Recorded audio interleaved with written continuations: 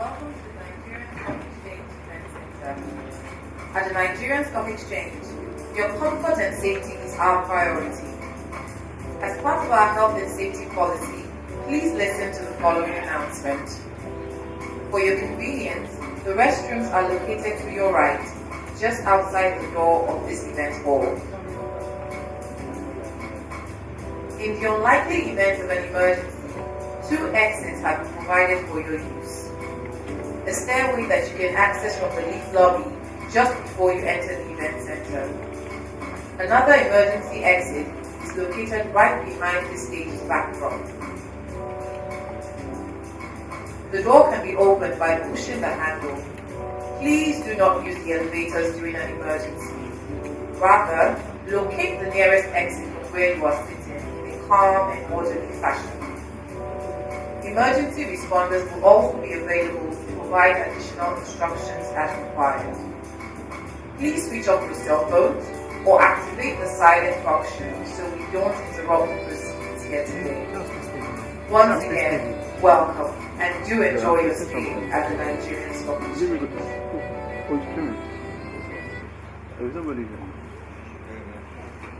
Thank you very much for that.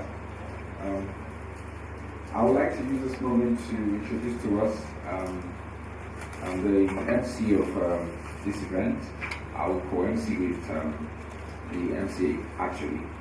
I would like to introduce Blessing Abeng, co-director of Startup Grind, to the MC this event. Please give it up for her.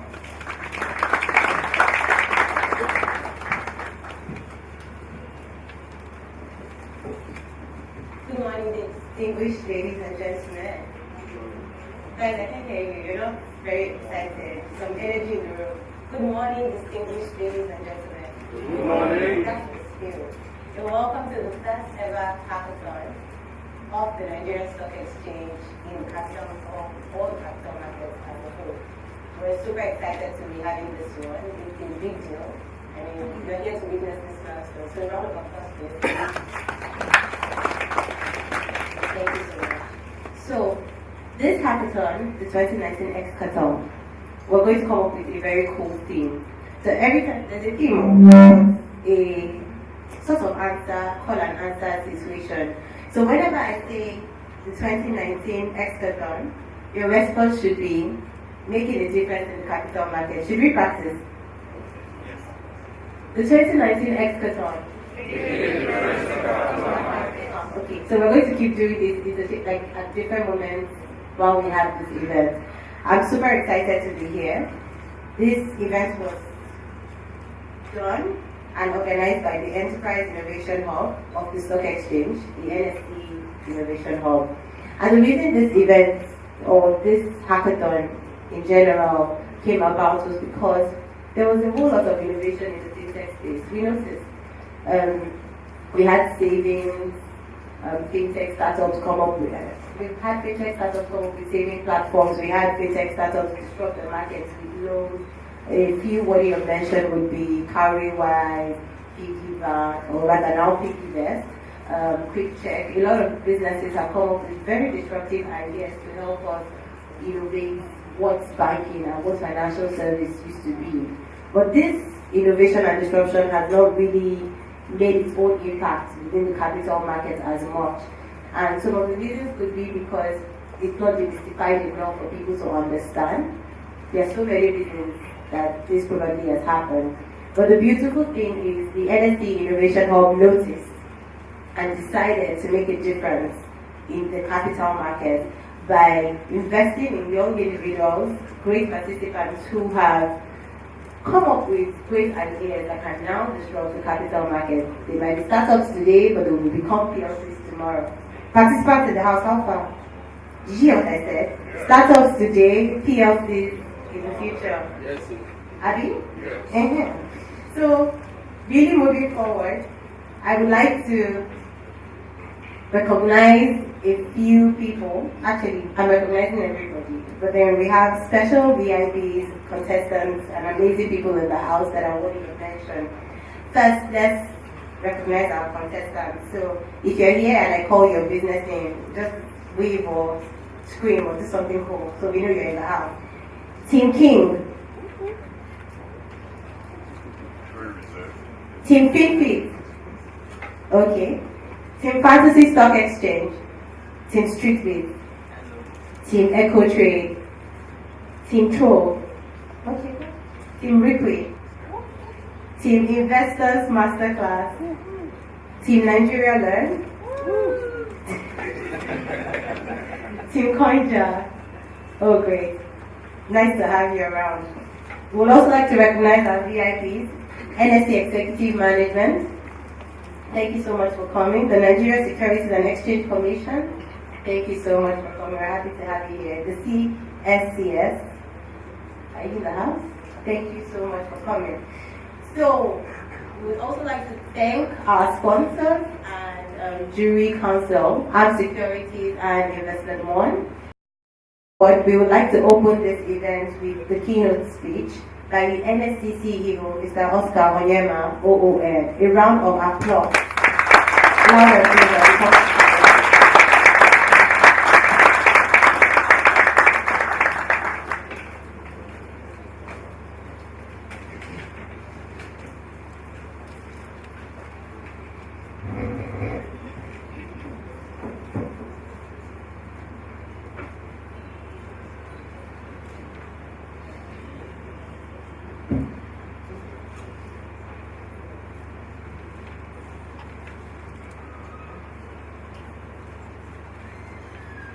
Good morning, distinguished ladies and gentlemen. Good morning, distinguished ladies and gentlemen. Good morning. I hope you're all excited to be here. I'm very excited to be here. I think that the future is really in the fourth industrial revolution. So you should all give yourselves a round of applause for it. I'm pleased to welcome you to this edition of the Nigerian Stock Exchange Hackathon, tagged X-Kathon, and the first of its kind in the Nigerian capital market. This year's edition themed Millennials Participation in the Capital Market draws inspiration from the need to ramp up retail investors' participation in the market with a focus on the millennial demographic, which we believe constitutes the market of the future. It is worthy of note that NSE is fully aware of the tectonic shifts in the global business environment occasioned by the fourth industrial revolution and how smart, nimble tech startups have become global economic catalysts. Fintechs are generally perceived as disruptors across the financial ecosystem, but we see them as allies and partners because self-disruption is a necessity for growth and sustainability.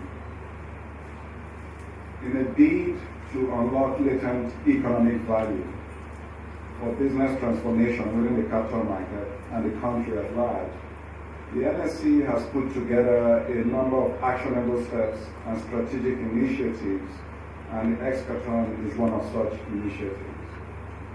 Worthy of mention is also the NSE Growth Board, due for launch this quarter, NSE membership in the FinTech Association of Nigeria, and other collaborations with innovation hubs and bodies locally and around the world, which are other dimensions to the enterprise innovation focus. Over the past decade, the banking sector has witnessed varying forms of disruption by fintechs. The impact of this has brought about the release of massive value within the sector to the benefit of the entire ecosystem. The capital market, on the other hand, has not enjoyed the same wave of disruption by tech startups. This could be attributed to various reasons, including but not limited to the sophistication of the market and the deep knowledge gap on market instruments and processes. In spite of these challenges, we are seeing pockets of disruptive trends within the capital market. These are in the form of alternative investments and capital raising platforms, crowdfunding ventures, and social funding business models. At the NSE, we are poised to actively engage the massive potential of creative enterprise in our nation and provide a template for corporate venture capitalism that is much needed in our business environment. A cursory look at the entries received at the X-Kathon, this X-Kathon reveals that our young people are blessed with amazing ideas and entrepreneurial hearts that are yearning for opportunities of expression. Therefore, we are gathered here today at the 2019 X-Kathon to offer our support to these brilliant solutions that are potentially capable of changing the current narrative and exploding retail participation in our market. The success of this hackathon will be heralded by the deployment of the solutions hatched from it over the next couple of months. Working closely with our Enterprise Innovation Hub, the objective is to onboard these ventures into our world-class incubation and acceleration programs and groom them for local success and global relevance. The process leading to this grand finale was very competitive. As such, we consider the finalists as winners in their own rights. You can clap for yourselves. It's not easy to get there. I think we had over 100 entries, and there are 10 of you standing. So, also, we welcome other corporates to engage and support these startups towards the collective benefit of the capital market ecosystem. In conclusion, I would like to congratulate every team that has participated in this hackathon and the finalists who are here today. I also appreciate our partners, ARM Securities, Investment One Securities, and Six Stars for their kind contributions to this event. I also thank our Apex regulator, the Securities and Exchange Commission, for supporting us and being here today. In the same vein, I want to thank the jury for their time, sense of judgment, and valuable perspectives, and all our distinguished guests for making our time to be here. To the extraordinary teams at the Enterprise Innovation Hub and the Corporate Communications Department who worked hard to put this hackathon together, thank you for your efforts and well done. I trust that today's event will be a crucial reference point towards greater things to come as we pursue our corporate mandate of building Africa's preferred exchange hub. Let the battle begin. Thank you.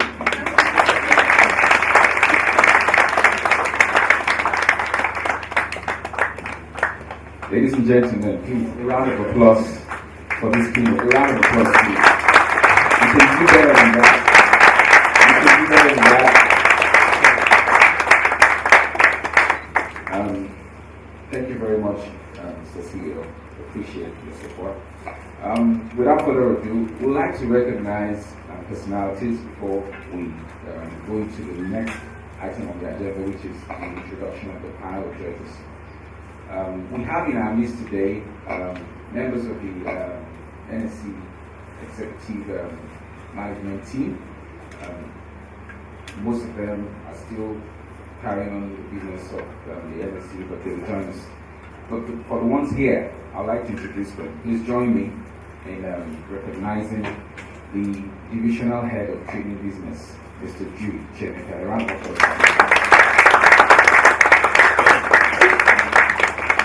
Thank you, sir. Also, we have in our midst the doyen of the floor of the exchange. Please, a round of applause for Mr. Sam Data.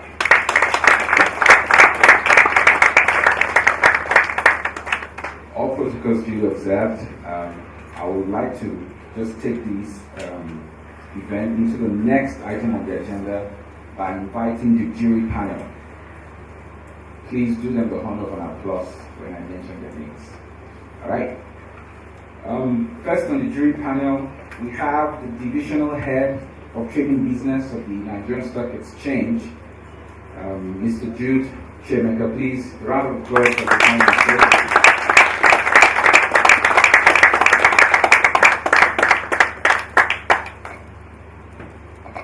All right. Next to that, we have from our Apex regulator, the Deputy Director and Head of Operations at the Securities and Exchange Commission of Nigeria, Mrs. Hafsat Rufai. Please, a round of applause.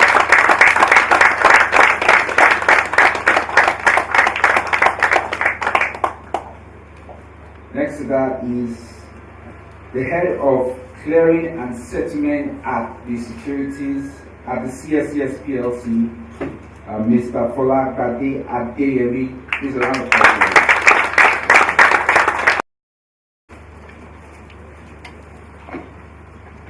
Next to that is the General Manager for Seed Stars Nigeria, Ms. Alessia Babuchi.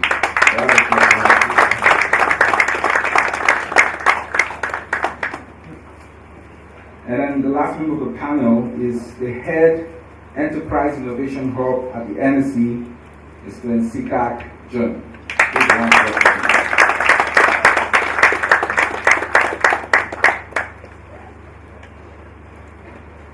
Now that we have the jury panel, the X-Kathon was designed to have some folks which we refer to as the jury council. If we give everyone the platform to ask questions, this X-Kathon will actually drag for the whole day. So the jury council will assist the judges in questioning the pitches so that we can extract maximum value from the pitch. And I would like to introduce our jury councils for today. Please help me recognize them with a round of applause. We have Mr. Oluwakenga Makadiola of ARM Securities. Round of applause. We also have Mr. Fisayo Fagbemi of Investment One Securities. A round of applause. Please come. They are jury councils for today. We appreciate you for coming. Thank you. Without further ado, the battle is about to begin. There are rules and regulations that govern hackathons everywhere. So the panel of judges will read out to us those rules and regulations. I was actually instructed to give that responsibility to Mrs. Hafsat Rufai, representing the regulatory arm of our business. So she will set the tone for the regulations that govern the X-Kathon. The stage is certainly. Thank you very much. Good morning, everyone. We haven't started judging. Good morning. Right. The rules for the X-Kathon. First is that the time frame for the X-Kathon pitch presentation is 3 minutes. Pitch presentations are strictly required to stick to the time frame allotted, as extra time will not be entertained. 3. Any pitch exceeding the allotted time frame will be terminated by the jury protocol. 4. Only the jury panel and jury council are allowed to ask the contestants questions. 5. NSE Exco and or council members available are also allowed to ask the contestants questions moderated by the jury panel. 6. The audience are not allowed to ask any questions from the contestants after their pitch on the stage. However, members of the audience are free to consult with the contestants of the pitching area. 7. The judging criteria will be based on the following metrics. Please take note because there are different weights attached to them.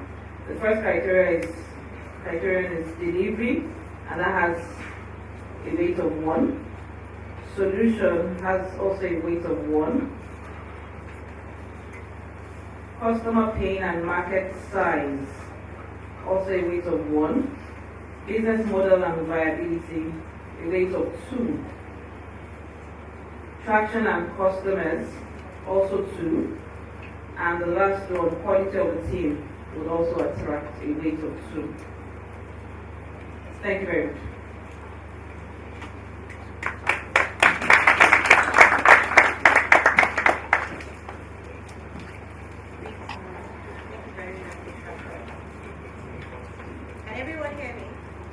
Can everyone hear me? Okay, perfect. 2019 X-Kathon. We forgot it. No. It's not going to work. 2019 X-Kathon. I think we need to rehearse like 2 more times so we get used to it. Should we? Should we? Yes. Okay. 2019 X-Kathon. I love that energy. So up next, we're going to have a video. And that video is going to take us on the journey of each of our contestants, their team, tell us their stories, and give us there's an interview that was also conducted to sort of give us a glimpse into the journey that has brought us up until this moment, I guess. So the journey so far video will be up next. Thank you.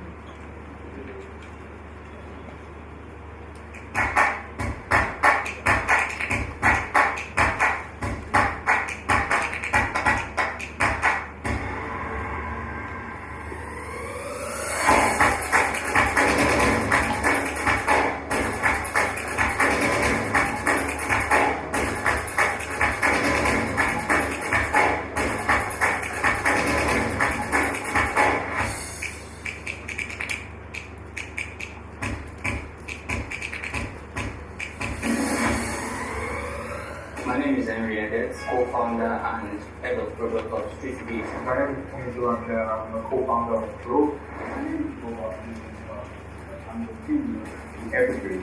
My name is Basketball, founder of Nigerian.com. Hi, my name is Benny, I am a software. I am a co-founder of Public Stock Exchange. Hi, my name is Victor People. I'm a member of Team Point. My name is George Sumeme. I'm the founder of ThinkFit. My name is Felix Macedon. I'm the co-founder of Recruit Technologies. My name is Obi Orainche, and I'm here representing Nine Financial Account. Hi, I'm Taniola Esson, and I am here floating the initiative called Investors Masterclass.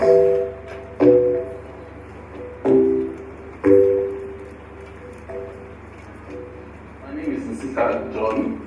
I'm head Enterprise Innovation of Nigerian Stock Exchange. What inspired the hackathon, the innovation competition, is that, first of all, we said we want to be Africa's preferred exchange hub, and for us, to be preferred means we won't prefer ourselves, our markets, our stakeholders, our investors, our customers will prefer us. And to achieve that, we know that we have to be bullish, we have to be serious. And so the hackathon is just one of a number of initiatives and action points we put together to achieve that objective. My name is Felix Macedon. I'm the co-founder of Recruit Technologies. And what we're doing is to provide a platform that provides safe investment opportunities so that people who are interested in fixed income investment, agro-tech investment, can invest and manage all their portfolio in a single place. My name is George Sumeme. I'm the founder of ThinkFit. ThinkFit is here to give 25 million Nigerians financial education. With this, we could have 25 million Nigerians accessing the stock exchange. My name is Obi Orainche, and I'm here representing Nine Financial Account. Nine Financial Account is basically a digital investment hub for the capital markets. So our startup is focused on solving what we have identified as a key issue in the gap between millennials and the investment the investment structure of the country, which is the knowledge gap. So we don't lack infrastructure, we don't lack the technology. What we lack is knowledge. So people have a negative bias towards investing in Nigeria, largely because they really just don't know how things work. So that's the kind of way of doing it. We're providing the knowledge, real-time knowledge. My name is Henry. I am the co-founder and head of product of StreetBeat. StreetBeat is a financial marketplace that allows football developers to trade on football clubs and make profits on their trade. StreetBeat merges the love for the passion for football and with also the trading architecture to make you understand financial literacy and growth. Even before I came in, the ideology of what I had was a little different from what I've seen just in the very first day. The lectures have been really insightful. They're just starting off, and we need as much guidance as we could possibly get. So, even from now, it seems as though my expectations from the event are changing. So right now, what I'm really expecting is a lot of motivation and acceleration and guidance to lead us onto the very next stage of our journey. Came here with a particular mindset of who can so far personal ideas to respond to a lot of things. That also helped us to change our particular understanding of certain things, especially with regard to how you identify your business, how you build the idea of the point where you want. Not just about getting your idea from a point of conception to launching. Different steps you need to go through, identify the customer, dilution in the market, all to the point where you can understand it. Now, go through each of these steps to find out what way you got to come up with an idea that is suitable for the market, and when you launch into the market, it's successful. This one was I think I love the system methodology. I think who goes to behind it. The roundtable discussion, the videos, that was before. I'm not saying that to you. It was very good. I think it's been organized in very wonderful. The first thing I've learned by the definition, I've also evaluated some of my startups,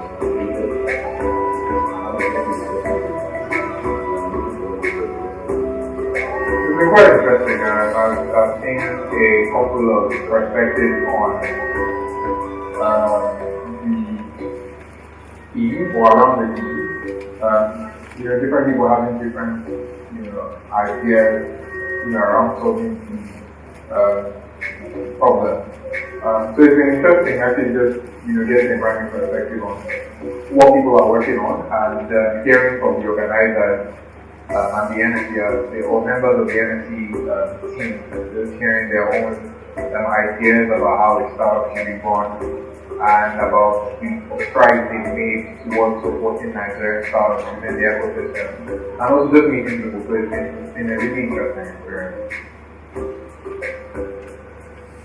In terms of sustainability and making sure that these ideas become tangible solutions and the ventures become successful ventures, we are everybody who wins to join our incubation or acceleration program, and then we'll work with them because we know that an idea is a pound a penny.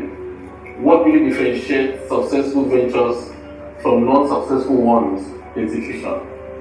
Alright? So, we want to work with them to make sure that these ideas are well executed. And then, we know that this is the first time we're having a hackathon in the capital market. We take that credit and we are very happy with it. But we're not taking the credit without the responsibility. It also comes with a lot of responsibility in making sure that the objectives we set for ourselves, the expected outcomes are realized. And so we have a very solid plan to work with these startups to make sure that there is benefit for everybody. So for the ventures, they will become successful ventures. For the exchange and the capital market, we deepen the market, ramp up retail participation, especially from young people in the market. And then, of course, for the innovation hub, increase our influence, all right, and our partnership frontiers, by bringing all of these, working with all of these startups. So for us, the future is very bright. Just looking at what has happened in the bootcamp and the mock pitches, and it will be a very good reference point. We can begin from now to say, okay, from this 2019, from this X-Kathon, these are the things that happen in our market. And this is an important, for us, it's an important milestone, and we look forward to building on it.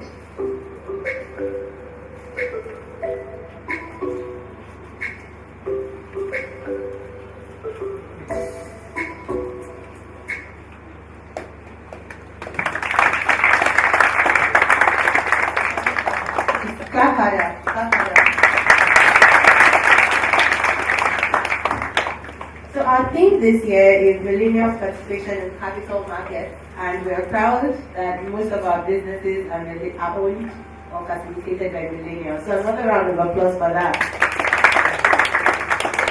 So we're going straight into the pitch session, the very first part of the pitch session. Following our rules and regulations that we heard earlier, every startup, I'm looking at you participants, look back at me. Every participant is expected to pitch within 3 minutes. And we're not joking. 3 minutes is 3 minutes. No Nigerian time. 2019 X-Kathon. I'm going to be surprising you with this thing. You will not see it coming. So be prepared. 2019 X-Kathon. Okay, that's the spirit, guys. So up next, we're going to have our first pitch, first team. But before then, media team, are you with me? So our media team would help you keep to time, will help you keep to the 3 minutes by playing the applause sound. You're just going to hear that people are clapping for you from everywhere. It's just going to be like a surprise once your 3 minutes are up. So everything after you say after that applause, anything you say after that applause does not count. That's I'm serious though. So I'm sure you must have practiced. Are we ready for 3 minutes? Julie, you agree with me now. Everything after that applause, cancel. So try to keep to your 3 minutes, please. Our media team will help you keep to the 3 minutes. We will not be warning you. There is no warning, because we trust that you're ready. Right? Are we ready? Yes. Participants, are we ready? Yes. Yes, that's the spirit. 2019 X-Kathon. You guys are on point. I'm proud of you. Thank you. So up next, team Echo Tray will be coming up to pitch for 3 minutes. A round of applause, please, as team Echo Tray is here. X-Kathon is a voice-activated stock trading platform that leverages artificial intelligence-powered speech technology. Another round of applause, please. So as soon as your slide comes up, your time starts.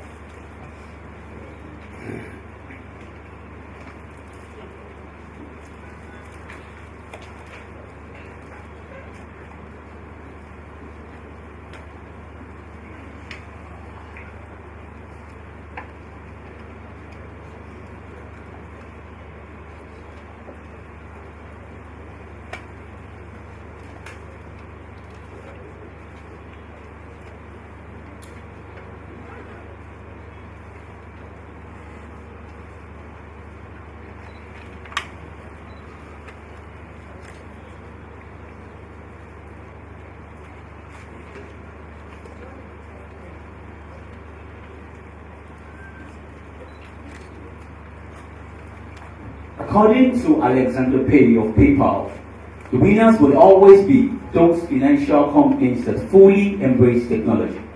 My name is Iboba Philip Unduka. I'm the team lead for EcoTrade.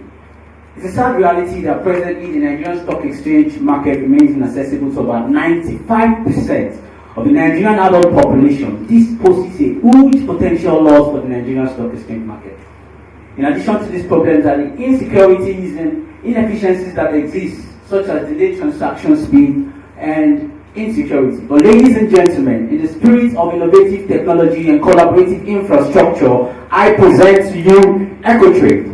EcoTrade is a voice-controlled stock trading platform that leverages artificial intelligence-powered speech technology to initiate transactions on the stock market. We have built a mobile-activated app that enables quicker trades and secure trades associated with the Nigerian native language. Our unique value proposition includes fast trading. We are very concerned with trading because time is money. Our second unique value proposition is native language trading. We are working to democratize access to trading in your preferred native language. Our third unique value proposition is double layer security on our platform. Our traction so far has been quite amazing. We'll be able to reiterate on our product development and leverage different technologies to reach MVP at the moment. Our amazing market validation, as you can see, global market price 25.3 trillion, 72 billion NSE, and 40 million is our taxable market. Our business model is very simple. We hope to process about 100 billion worth of transaction. A transaction fee will be valued at 2%, and that will help us reach a revenue of 20 billion. Very quickly, the amazing team of my solution has about 5 years experience in financial development, in business development, financial technology, and also in the investment market. We bring all this experience and exposure to further the EcoTrade solution. Permit me to end with this. EcoTrade is not just a solution. EcoTrade is not just a company. EcoTrade is a vision. We're therefore open to investment from between $10,000 to $25,000 to help us drive our expansion and strengthen our technical team so that we can achieve this vision together. Thank you very much as we invest in the EcoTrade solution.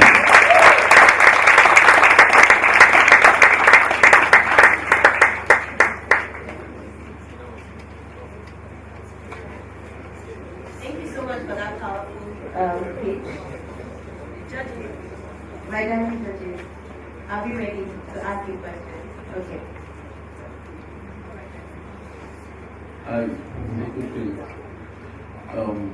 Thank you for the invitation. Thank you so much. Are you here with the team or are you alone? I am here with my team, sir. Can we see the team? Please, can you come forward? Thank you. Okay, I just want to see that you're here with the team. Okay. All right, thank you very much. I'll go next. So, as I mentioned in the bootcamp, I think the idea is great. What I want to know is, do you actually have an MVP? And when you talk about the traction, are we talking about people that actually manage to use your product? Is it viable already? Yes, as I was saying, the traction, we are presently at MVP stage, but we have just 2 stockbrokers that are testing. So we've not yet scaled or really gone into the market. We're just reiterating, and we are confident that if the solution is integrated with the necessary essential nodes of the stock market ecosystem, we'll be able to. Yeah, that's fine. But right now, how many people tested the MVP? Just two stock. Just 2 stockbrokers. Internal stock. And how many languages are you focusing on? Oh, as we there's a natural language processing that enables native trading, we are still under development. It's just a milestone goal. We have said the introduction, but we didn't have enough time. It's fine to be early stage. I just think you need to be clear about where you are when you're introducing this. Very correct. Thank you very much. Thank you very much. Will that be all from our jury? Just find out your business model, right? In terms of continuity, what are your plans and how many customers are you looking to attract that will say, okay, we have reached a point where the revenue projected will be delivered? How long will that take you to get? Yes, we are presently confident that if we can scale fast and leverage all the nodes that can support and help the platform, we will be able to onboard up to 23 million equity traders, and we are also hoping to work directly with stock trading platforms already, just to integrate our solutions so that it can scale as fast as possible. Thank you very much. What I mean is, how long, what's your projection? 23 million in the first year? How do you want to do that? Well, yes, we have a projection of first milestone goal of having at least 20,000 people on the platform, and then next 2 years we expect that we can scale very fast and reach 2 million, then as much as possible, we will scale that way. But we are confident that once we can have the first set of people and they can reiterate our solution efficacy, we'll be able to scale as fast as possible. Thank you very much, sir. Thank you for the presentation. I think I'll pick up on the points where you mentioned the fact that you're trying to integrate with stock trading platforms. I think that is essential. That is a major value proposition, because what you are speaking to is security, a security solution application, and your ability to integrate with other applications then significantly increases the scope of what you can do beyond just stock trading. Now it's talking about other applications outside of that. Means you can actually provide a lot of value. I think also you might, if you are not considering, another thing you should be looking at is biometrics as a means of verifying execution. Because we all know that the problem the market has now is identity theft. And if this can be integrated with your model, then you really stand a chance of selling a solution, not just as yourself, but to different, it can be a B2B solution instead of just a B2C.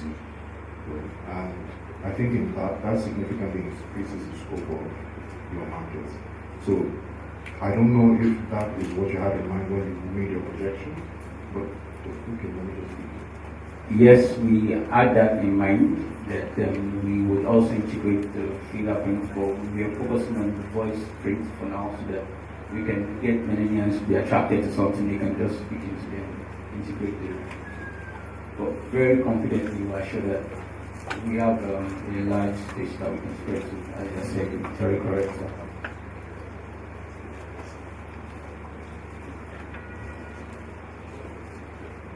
Okay, I guess that's all from our judges.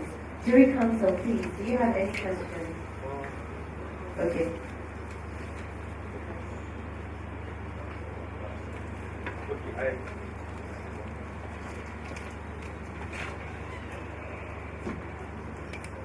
Okay, thank you.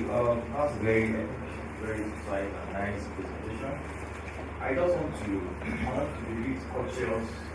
It's not really a question, just to be cautious on Nigerian lexicon when you are dealing with AI intelligence to build and encouraging for validation and authentication, just the way it's said. We have a lot of challenges with the local language. If you really understand that, we not really master that, even we ourselves. So our correctness or exactness has not passed 75% on global scale, while the English guys will have something as high as 95. So that's something you need to be very cautious of. Thank you. Thank you very much. Okay, hi. I think that was a great, good presentation. But I have a challenge with your addressable market. So how big? What's your target market and what's your market size? Yeah, the global market size. Let's talk about Nigeria. Nigeria, we know definitely that the Nigerian stock exchange market is valued at this. No, I mean in terms of count of customers. So how many? In terms of what this? Count of customers. What's your addressable market size? Here we are expecting to onboard about 23 million Nigerians. Okay, so my issue with that is VPN is a requirement for onboarding users in your platform, right? Definitely. How many VPNs are there in Nigeria? We don't have that data presently, thank you. So can you inform us and educate us about 87 million VPNs in the country. Thank you very much. Right? So I think you aiming for 23 million is a bit ambitious, considering this is a product that requires a lot of education. So I think it's something you might need to just rethink and reconsider in terms of the market size. Thank you very much. Thank you very much. Thank you so much. Thank you. Thank you, everything. Thank you. Thank you. Round of applause for that.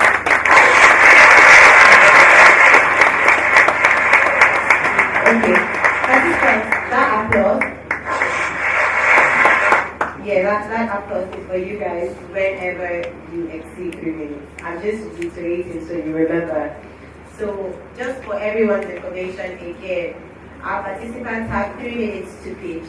Our judges have 5 minutes to ask questions, and our jury counsel has 2 minutes to ask questions. So once that time is up on any count, we will clap. Not we, I mean, the audience outside of here will clap. So, 2019 X-Kathon. Bless you guys. Thank you so much. So up next, we're going to have Team Requid. Team Requid, please.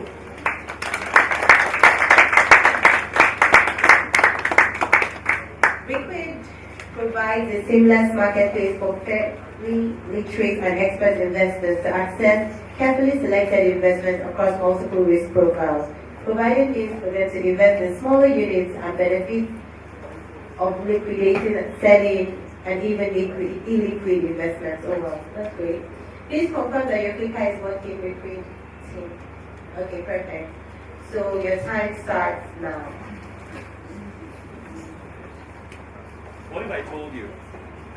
What if I told you that you didn't need to walk into 10 banks to get the best rates in treasury bills? What if I also told you that you didn't need to go through the pain and hassle of doing background checks on agrotech companies to invest in them? Or what if I also told you that when you invested in agrotech companies, you pull cash out before the end of maturity? Requid, we are the Amazon for safe investments. My name is Felix Mafidon. I'm a co-founder of Requid Technologies. These questions I asked are followed by my own personal frustrations. Frustration of one of my team members who, in the middle of a very critical surgery, could not get funds to fund the surgery, even though he had investment sitting somewhere in an agrotech company. It's also the frustration of 25 million millennials who, though they have funds, either cannot, for one, invest because the cost of entry into some investments are quite high. There's a lack of secondary market. They can't sell their investments before the time when it matures. They don't have the knowledge, the technical know-how to assess the risk of investments. And they do not want to go through the plenty hassle of having multiple accounts scattered across multiple platform providers. And that is exactly what we're solving at Requid. A single platform accessible via mobile or web, where you as investors can access a number of investment options across multiple risk profiles in one place. The market size is interesting. For fixed income, our CBS data for 2018 shows that 10 trillion went into 10 trillion went through the central bank in terms of treasury bills. 1 trillion is reported by PwC as investments, mostly by millennials in sports betting. We think that our goal in the first year is to capture 1% of our addressable market, available market, which is about 25 million millennials that have the funds to invest. We have built this product in the last 8 months, and 2 weeks ago, we launched the product in beta, opening all the platforms to access by 40 users. We oversubscribed, so we currently have 115 users in beta who are investing a median of about 400,000 naira. Our business model is simple. We take charges on transactions and subscriptions on certain premium services.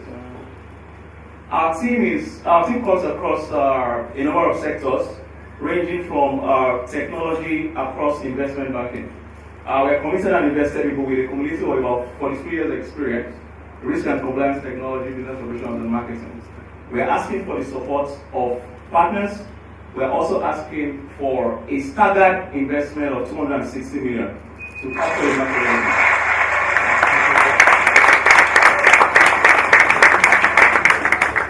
Thank you so much, Requid. Now, I just will ask you questions.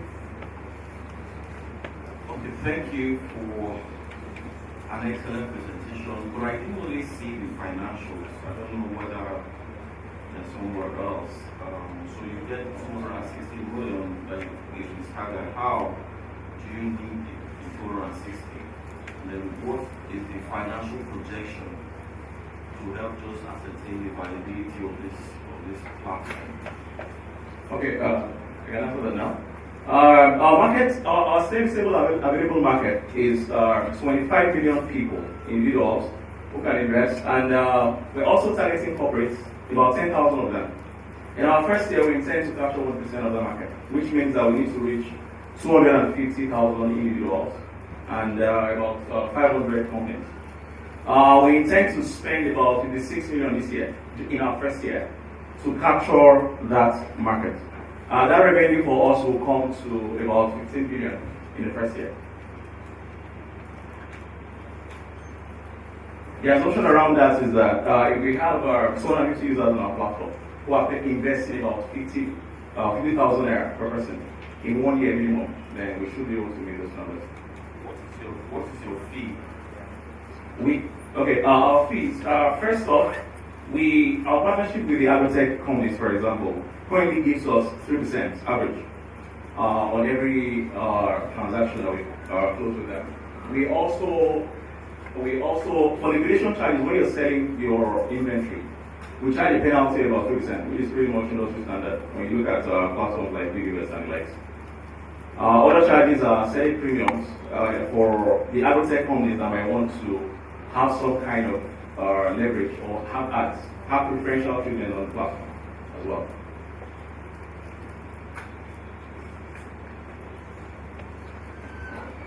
Okay, I also mentioned this. For people who leave their money on the platform, we allow them to benefit 10% of whatever they have in their wallet. With our arrangements with the trustee that are working right now, that gives us about 1% as well on that deposit system. So from our calculation, we get about 2%. Sorry about that. Right. All right, thank you. I like to delude myself that I'm a millennial. Borderline. So, more or less what you've explained is the fact that this is an investment aggregator. Absolutely. And that makes a lot of sense. I think what from your team, it appears that, please could you go to the team slide? It appears that your team is somewhat solid. But what I see as maybe missing, and maybe you can help me out, is some kind of, okay, you have a marketing team, 4 years experience. And I think that is where I think did that make or break your application. That and user experience. Unfortunately, because you're still learning, you just came out of beta, or you're just coming out, it's hard to say whether or not the application is very user-friendly, because ultimately in the end, that's what is going to make or break any investment application. And then your ability to reach this 25 million millennials is my own major concern. I would have liked to see some kind of plan to show how this would have been achieved.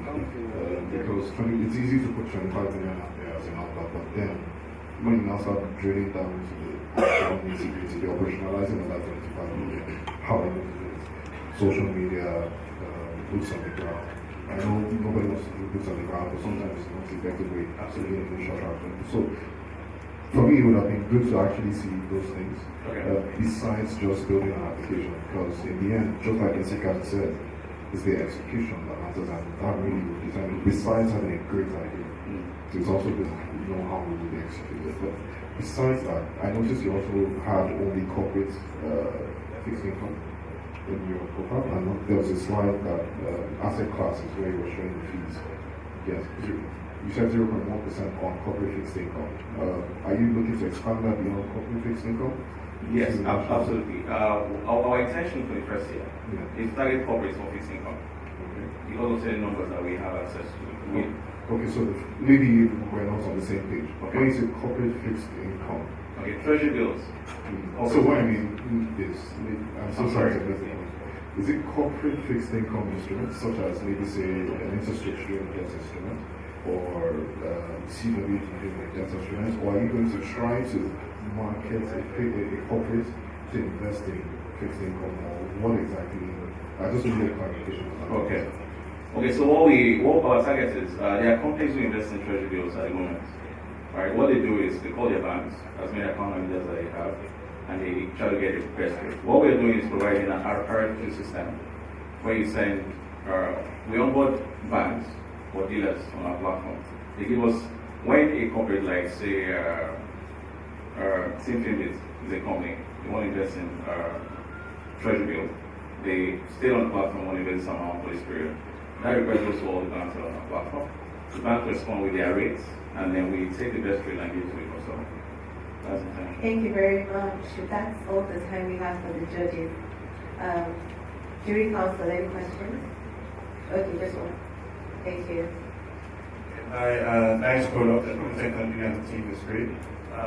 My question or concern really is around regulation for the sort of investment portfolios you have and the safety of the fund. So I don't think you mentioned agro investment. I'm not sure that field is particularly regulated at the moment. So how do you ensure, so for example, somebody invests in a farm and the farm, there's pest infestation or catches fire or something. How do you ensure, do you have plans to ensure the investments that have been made by customers on the platform? Okay, so first off, we carefully profile the agrotech platforms that we're doing on our platform. We have a compliance team. Their job is to visit the providers. So right now we have 2 partners. We're closing the third, agro partnerships and farm sponsor. So we have a risk assessment framework that we use in assessing what are the things to look out for when we are to assess the value of the risk. And then secondly, we verify the insurance. Most of them are already insured. So we go to we're going to ask them to validate the insurance that they have and see the extent of coverage. And based on our framework, we now decide should we onboard this partner on our platform or not. Okay, thank you so much. Thank you, Tim Ripley.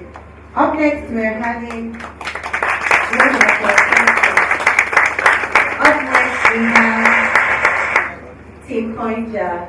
Team Coinja, are you ready? Please come up, test the presenter to show that it's working. Mr. Daly, on behalf of all millennials, you're a millennial at heart. So is the presenter working? Perfect. So your time starts now. Hi, good morning. Imagine this for a second. Imagine if you invested all your spare change from all your everyday expenses from the past 1 year. Now hold that thought. The problem as stated by the Enterprise Innovation Hub is that we want to get more millennials to invest in the capital markets. So we conducted a survey to understand why millennials currently are not investing enough in the capital markets. So what we found was that 55% of millennials believe that the reason is because they do not have enough money to invest. Our solution to that, Coinja.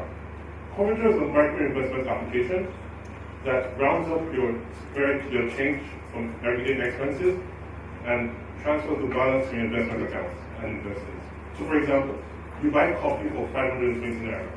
Coinja rounds it up to 600 naira and moves the 8 naira difference to your investment account. So that way, you're accumulating investments without even knowing about it, without feeling so much.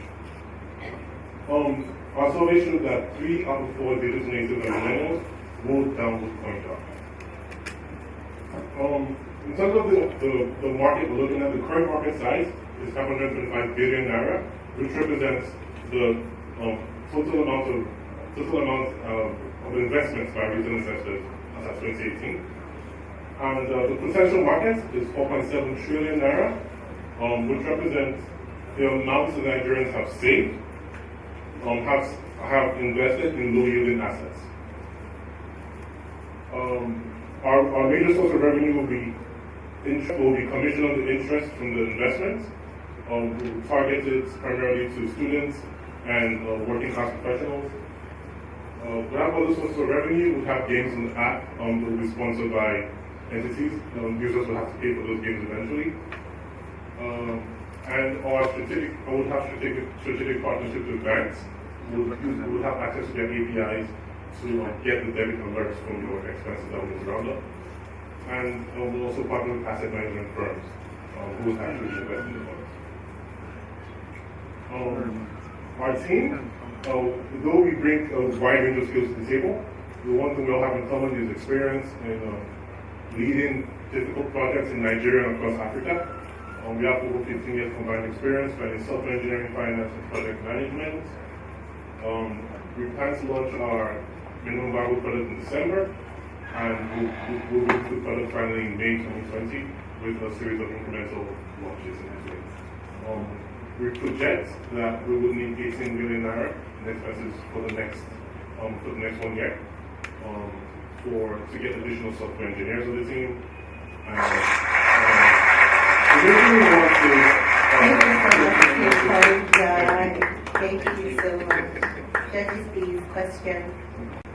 Thank you, Team Conja, for that nice presentation. Thank you. Yeah, so I just want to know, so you are now at Peter, where are you? So right now we're working on the MVP. MVP. Okay, so I want to ask, how will you, so who does the markup? So I buy something and then something is slapped on it, right? So who does the markup and how do you debit? Okay, that's a good question. So you have, so say you buy coffee for 520 naira. Right? So Coinja does the markup. Coinja says, okay, you just bought coffee for 520 naira. Let's add 8 naira, make it 600. And the amount is no field.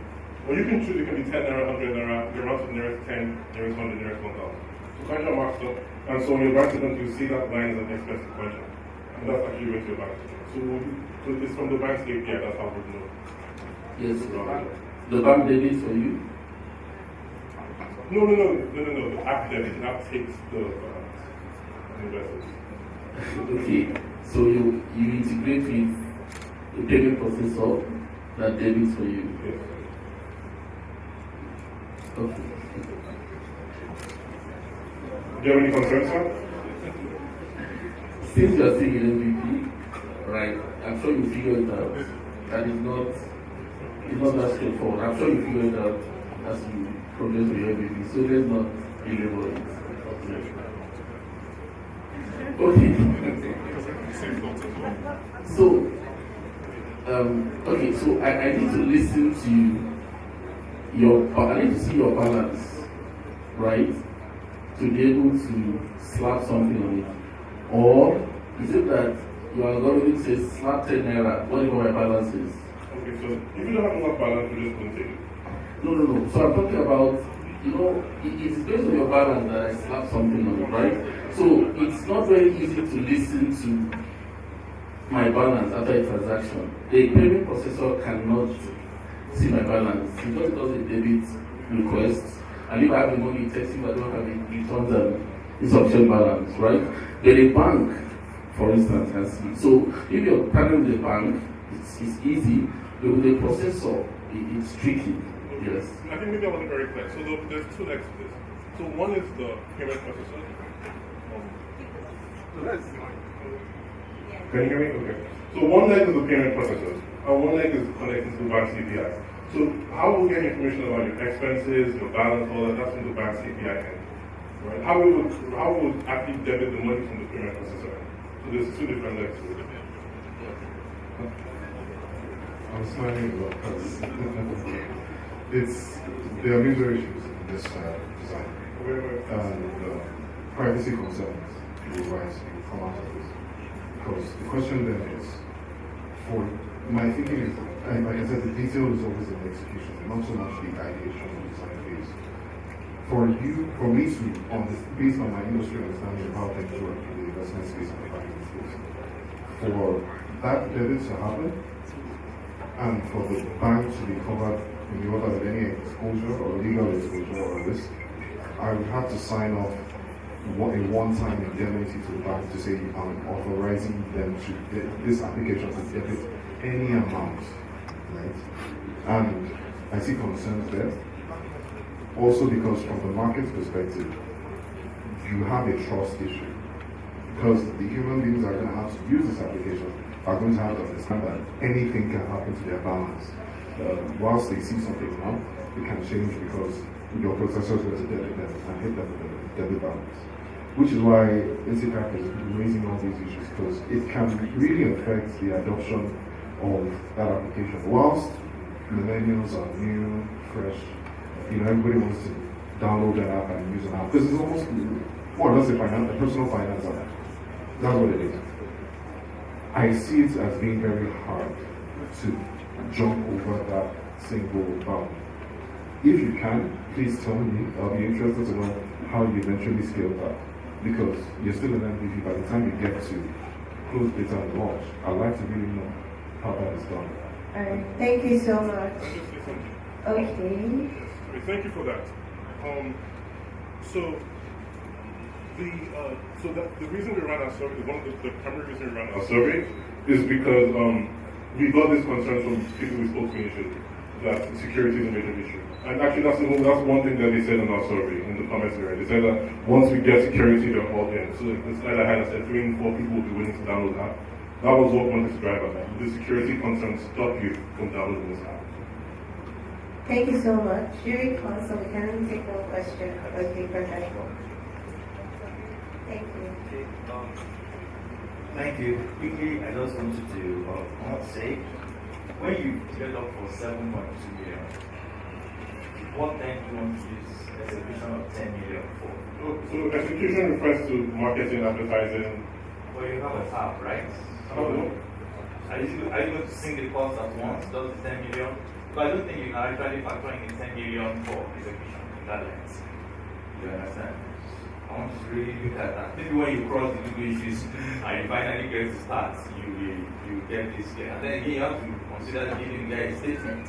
He has to know, how much he's putting in your I hope you have afters where you can actually change statements and all. Sure.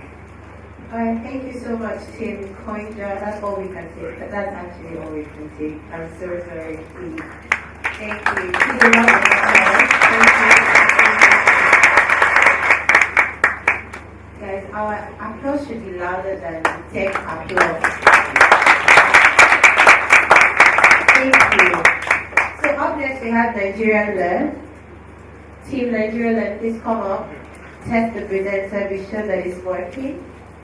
Nigerian Learn is a fully developed and launched social learning platform which combines social media functionalities with the power of e-learning to improve the quality and experience of online course delivery. Okay, guys, are we ready? Perfect. The time starts now.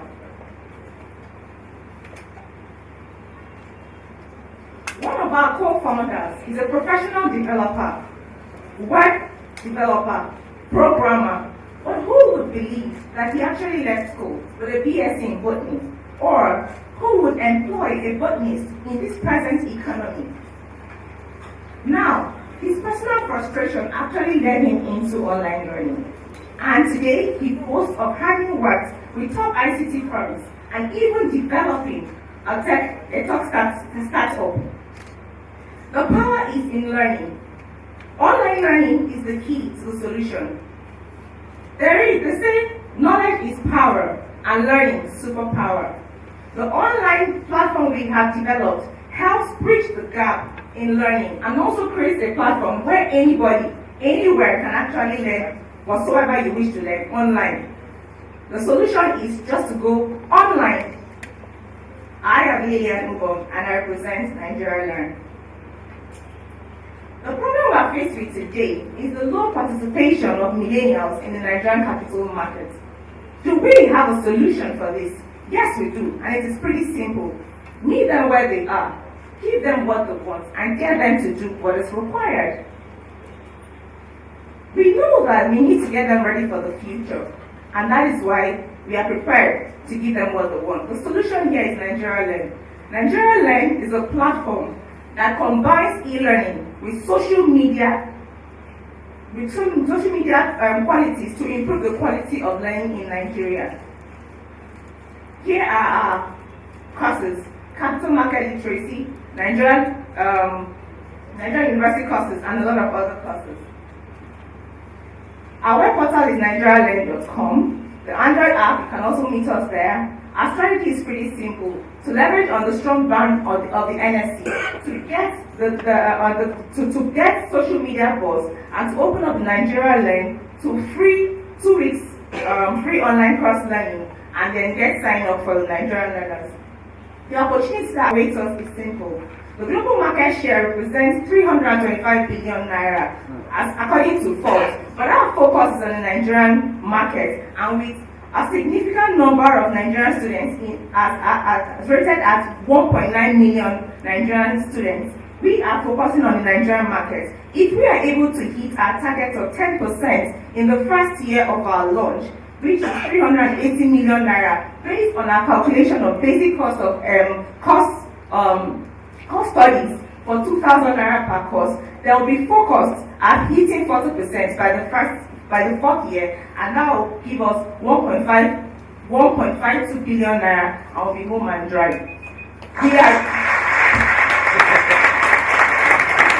Thank you so much to Nigerian Learn. Our judges, please, do you have any questions? Can we, since you didn't get to it, can we ask about the traction, business model quickly? Just do you have any clients, any customers? Sure. Do you have any customers? Yes, I'll have. My name is Patrick Obo. We actually have close to 10,000 users now. Okay, and the business model? Our business model is to run two types. We have the free courses and the paid courses. For the free courses, we give the users a test of the tooling for about 2 weeks, and then allow them to sign up to any of the paid courses after 2 weeks of using. And what stage are you at right now in terms of the product? In terms of the product, what's the stage? Okay, it's fully launched. The platform is available at www.nigerian.org. Android app is also available on the Google Play Store. Alright, last thing on my side. It seems very ambitious, 10% of the market in 1 year. Is it ambitious? What is it based off of? What was the thinking assumptions? There are 24 million users on social media. They spend about 4 hours every day on social media. So our target is to look at 1.9 million Nigerian university students. So if we target 10% of 1.9 million of Nigerian university students, we'll be making about 190,000 subscribers in the first year. Our basic cost is about 2,000 naira. By the time we calculate 2,000 naira against 190,000 students, we'll get 380 million naira in the first year. 2,000 naira is what the revenue you expect? 380 million naira. No, per person. 2,000 naira per And what's course. the acquisition cost? Acquisition cost for us is almost minimal because we own the platform. We have the courses we have presently on the platform are developed by our staff. So until we get to a point where we start bringing in outside content creators, then the cost of acquisition will be 50-50. We intend to share the cost of each course with the content creators. They take 50% and we take 50%. But for now, what we have are courses created by our own staff. I think we're missing the marketing cost, but maybe I'll let someone else ask the questions. You make a very good point. I mean, the acquisition cost is, it's one thing to have revenue. It's another thing to have profitability and returns, right? It's the cash flow and profitability that sustains as a business. I think you need to do a better job in terms of acquisition cost and define it. Because whilst social media marketing has no cost, actually, I'm very sure of that.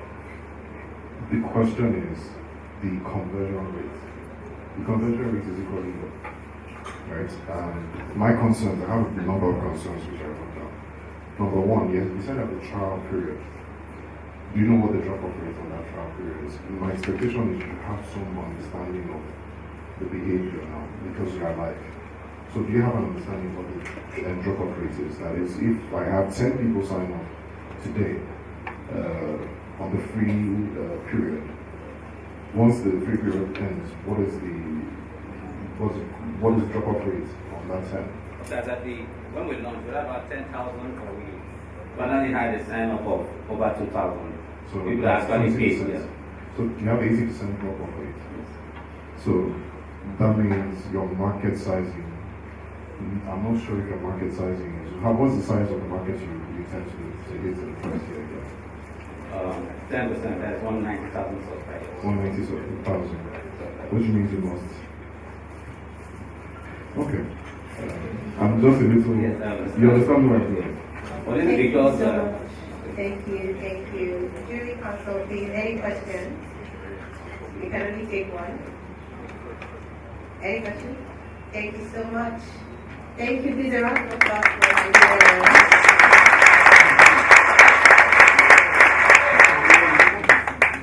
Thank you so much. Up next, we have Fantasy Stock Exchange. Team Fantasy Stock Exchange. Please come up, try the presenter, be sure that it's working. Fancy Stock Exchange is, they trade real stock at real prices using virtual money. Yeah, that's all. Is it? You ready?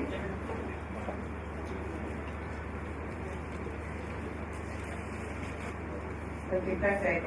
So your time starts now. Hi, good morning. For every 1,000 naira I loan you, I spend more than 1,000 naira. Why? Opportunity cost.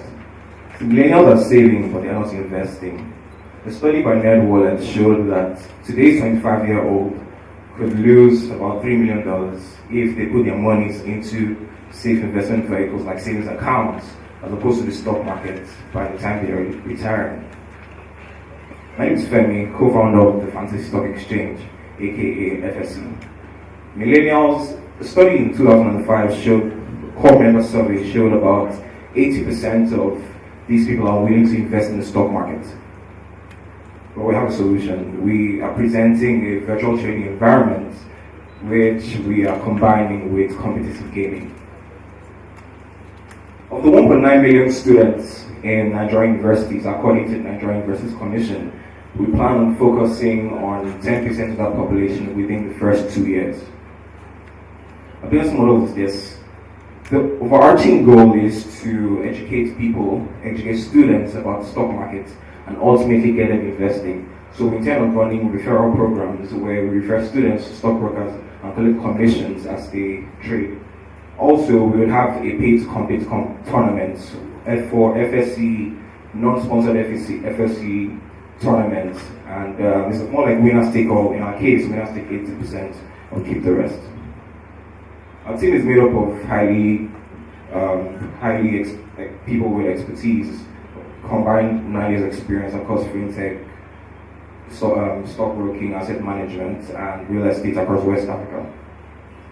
Over the next 1 year, we need about 6 million naira. 42% of this money would go into the cost of software development and labor. We intend on appointing student ambassadors across universities, and we intend on also mass producing swags, FSC branded swags, and setting aside budget for quarterly events in these universities.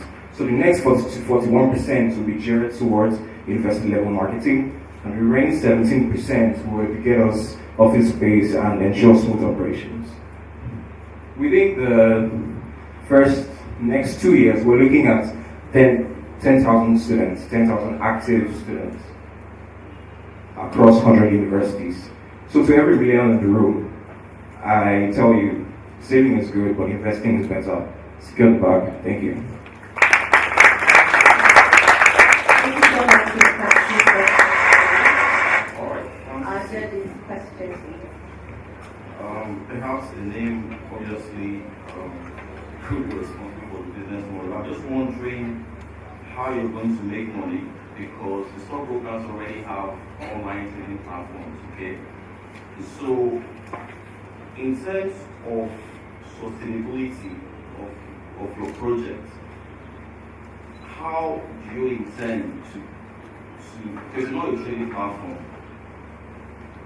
so how do you intend to attract and retain your customers, given the fact that the stockbrokers you're hoping to make money from also have their own online trading platform that gives the client access to the market? So they come to you and then they go to the stockbroker to trade. It's not really very efficient in terms of cost to market and access to market for the client. So I just want to understand, how do you plan to attract these guys and then retain them on your platform? So the goal is not to retain them on the platform. The goal is to get them investing. What we're doing is educating these guys, organizing many tournaments, and subsequently referring them to stockbrokers where they've gotten enough information and can go ahead to make to invest with people who have stockbroking licenses. Precisely. I think I heard you say that when students refer investors to stockbrokers, they will share commission. I'm wondering if you're aware of regulatory issues around that and if you have any plans to deal with that. So we are referring students to stockbrokers. So we're taking the students from scratch. We're educating them about the stock market.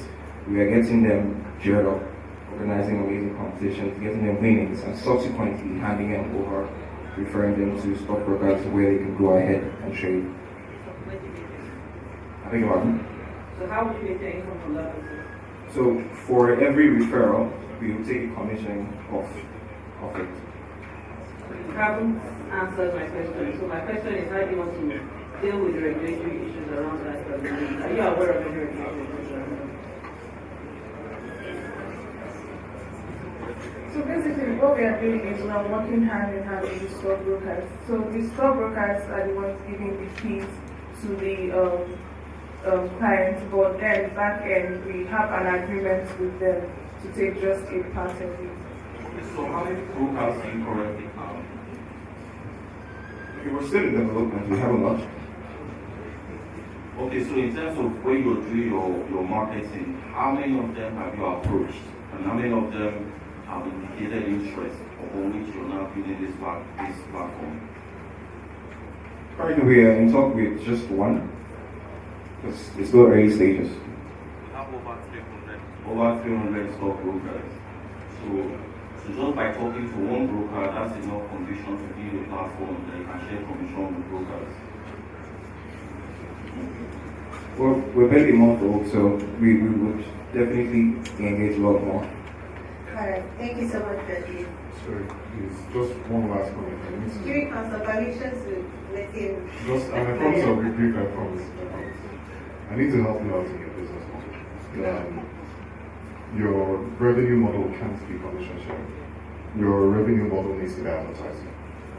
You need to be an aggregator that pulls potential investors so that when they advertise on your platform, that is the revenue you're going to be making. What you want is to bring in as many potential online traders that have interest in trading and then market advertising to the broker, so that he can then access people that can potentially, by the time the brokerage firm is flashing on their application on the screen, that is advertising.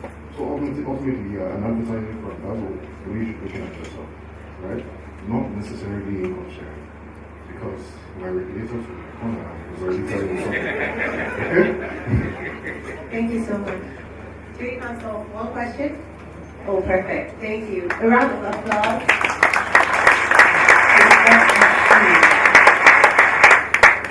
2019 X-Kathon. Okay, so I'm guessing some people are new and they don't know what we are talking about. So let me bring you into the fold. So we have agreed together as one big family that this step we have taken as the NSE incubation hub is going to help make a difference in the capital market. So when we say 2019 X-Kathon, you would reply with making a difference in the capital market. Are we all on the same page? Should we try it again? The 2019 X-Kathon. That's the spirit, guys. Thank you so much. Up next, we'll be having the General Manager of SeedSpace Nigeria, Alessia, speak to us about SeedSpace and bootcamp collaboration. Thank you.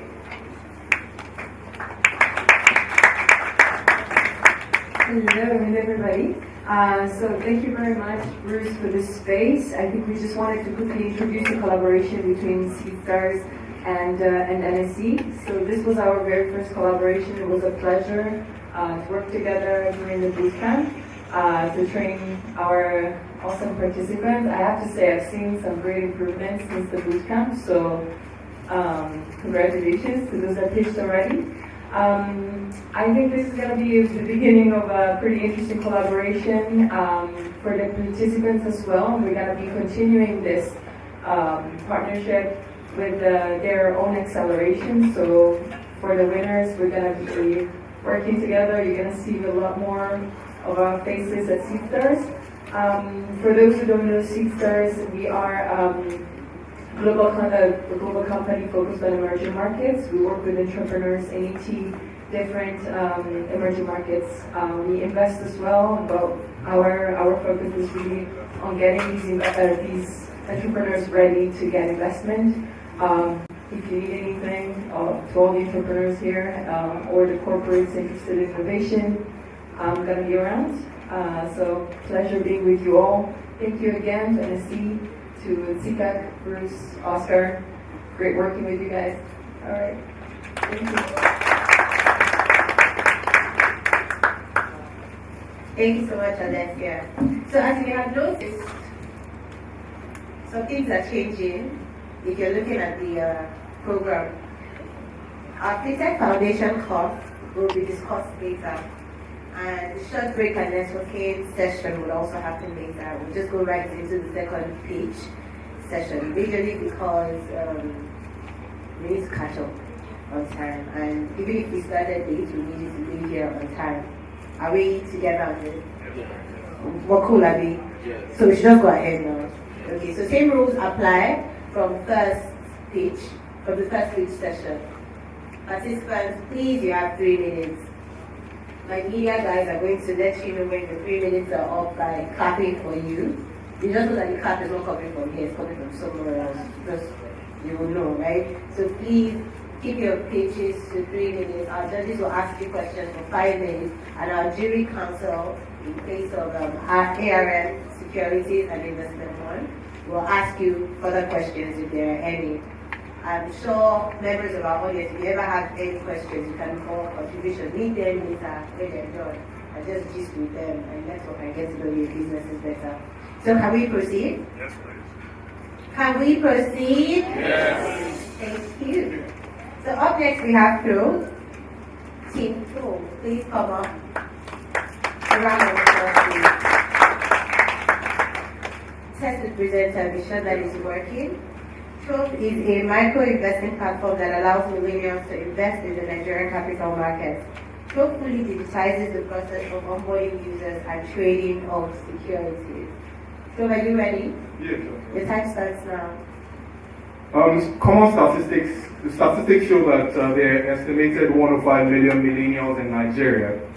And while this number sounds interesting, if you dig deeper into these statistics, you'll find out that 63% of these people don't own stocks, and 71% don't own any treasury bills or bonds. From our thesis, we found out that there are 4 major issues.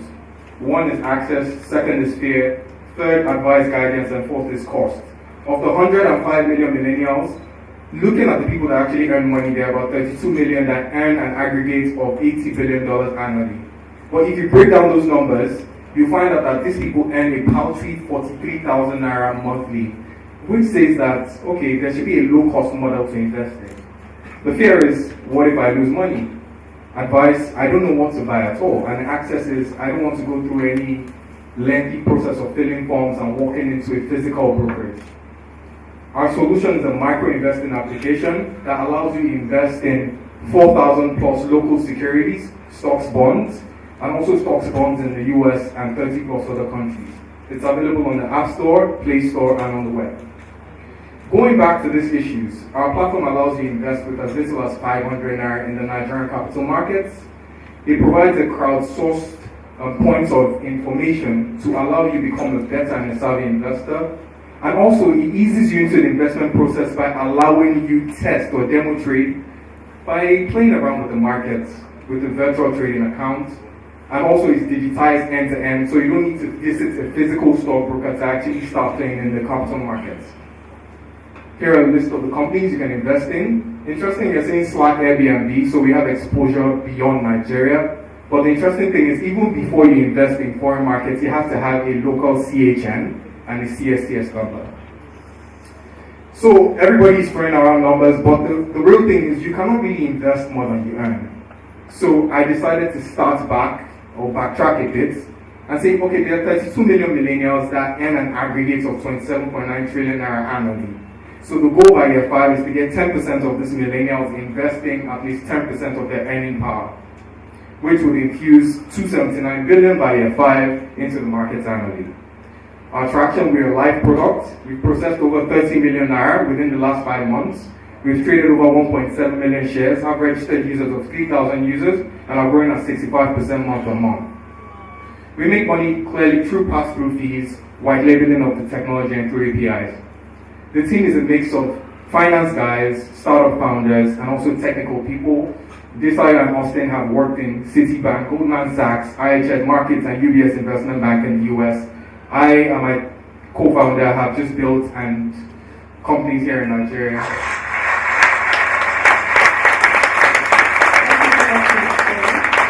Now the guys, you remember we had a deal, right? That our club has to be more than the tech club. So can we try that again?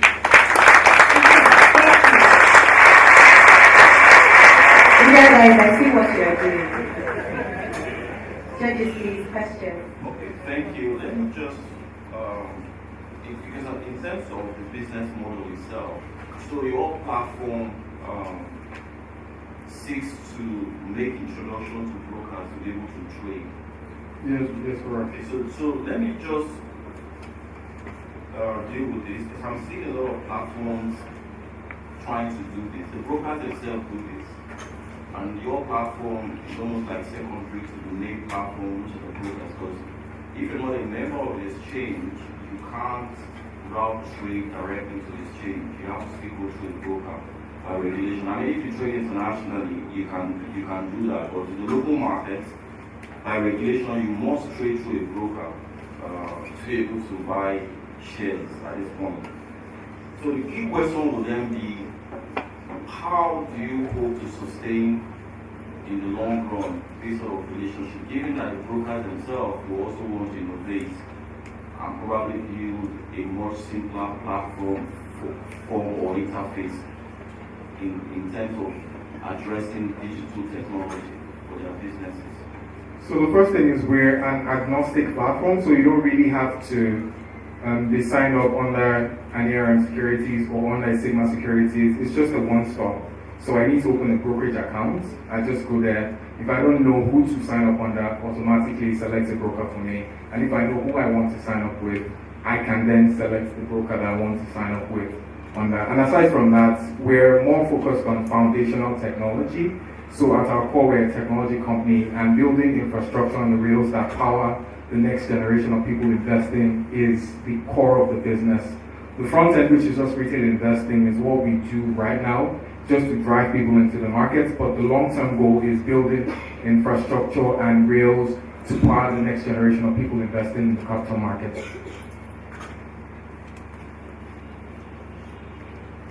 Okay, is that all from the judges?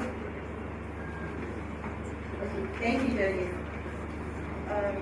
Jury counsel, do you have any questions, please? Please ask questions. No question at all. We know, but that's why you should have questions. Alright, thank you so much for the show. Round of applause. How come now, this class, we talked about this.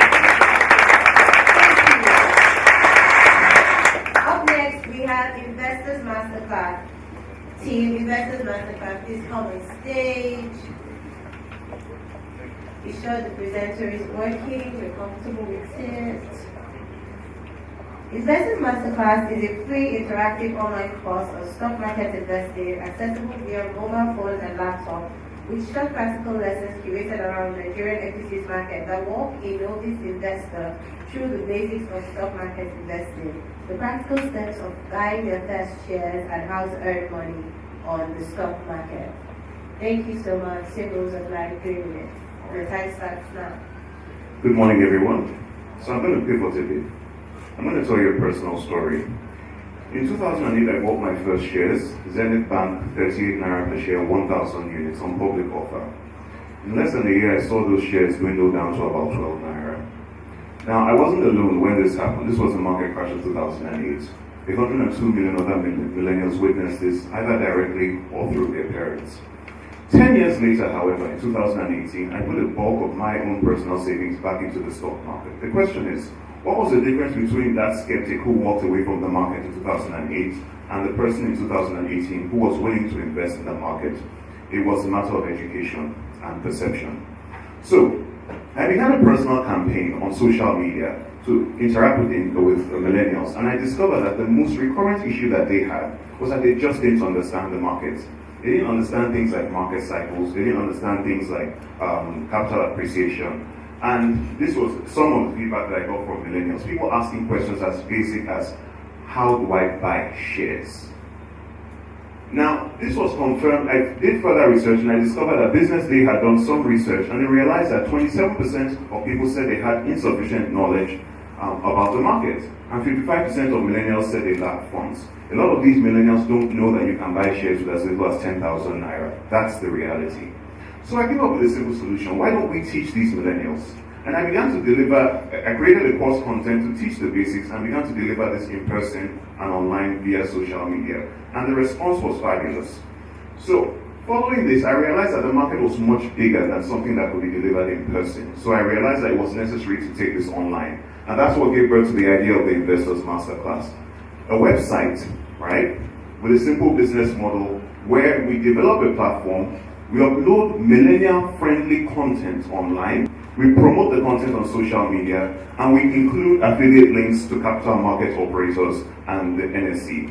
So the market potential is about 22 million Instagram users. That's the people we are targeting. And we're targeting these people for a certain reason. One, we know that they have the disposable income to afford a mobile phone and data. So these are people who are actively using the internet. At the same time, we know that they are used to consuming online content. So if we are creating millennial-friendly content online, we know that they will be able to consume this content. So our revenue stream is very simple. Now we're talking about true disruption here. So with all due respect to the NSE, we can't have 50,000 naira courses to teach millennials how to invest. We have to crash the prices down. That's the premium model that we want to adopt. So we want to use very low cost fees. Now with as little as 5,000 naira for that 22 million users, we have a 110 billion potential revenue. Cut that down to just 1,000 naira, and we still have about 22 billion in terms of revenue. We also intend to have paid adverts from all affiliates and CMOs.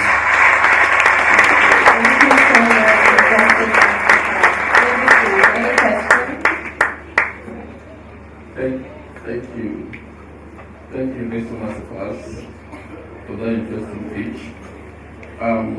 So, what stage are you now? Alright, so the first stage of this project was a social media campaign, which is one of the main components. Now, the second stage is developing the website itself. What stage are you now? Yes, so that's the stage that we're at. We're actually developing the website and the core content. Okay, yeah. So you said you've tested some of these by the personal courses too? Personal courses and on social media. Great. So, so I want to see the journey, right, from when I learn from the platform and the point where I now become an active investor in the market. From your MVP, can you take me on that journey? How long does that take? Okay. And how many people that learn are you hoping to convert? Okay, so now the first thing that we're doing is that we're using a freemium approach. What that means is that we're giving away a lot of quality content free of charge, because this is the millennial generation. Information should be relatively cheap or free. So what we did was that on social media, we began to have online classes where people would participate, and we added one extra element, which was that we included an affiliate link to one of the platforms here today, Investment One, because they have an affiliate platform. And people who took the courses would go directly, click the link, and go to the brokerage firm. Now, we had about 120 participants in one of our online classes, and in total, we had about 30 of them who went directly to that link and clicked the link to follow and to open up accounts with the brokerage houses. So that's the stage that we're at right now.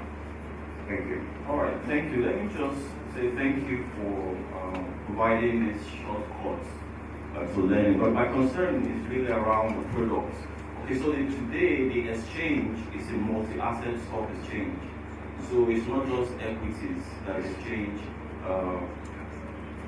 rates. We have other products like ETLs. Yes, we have fixed income products.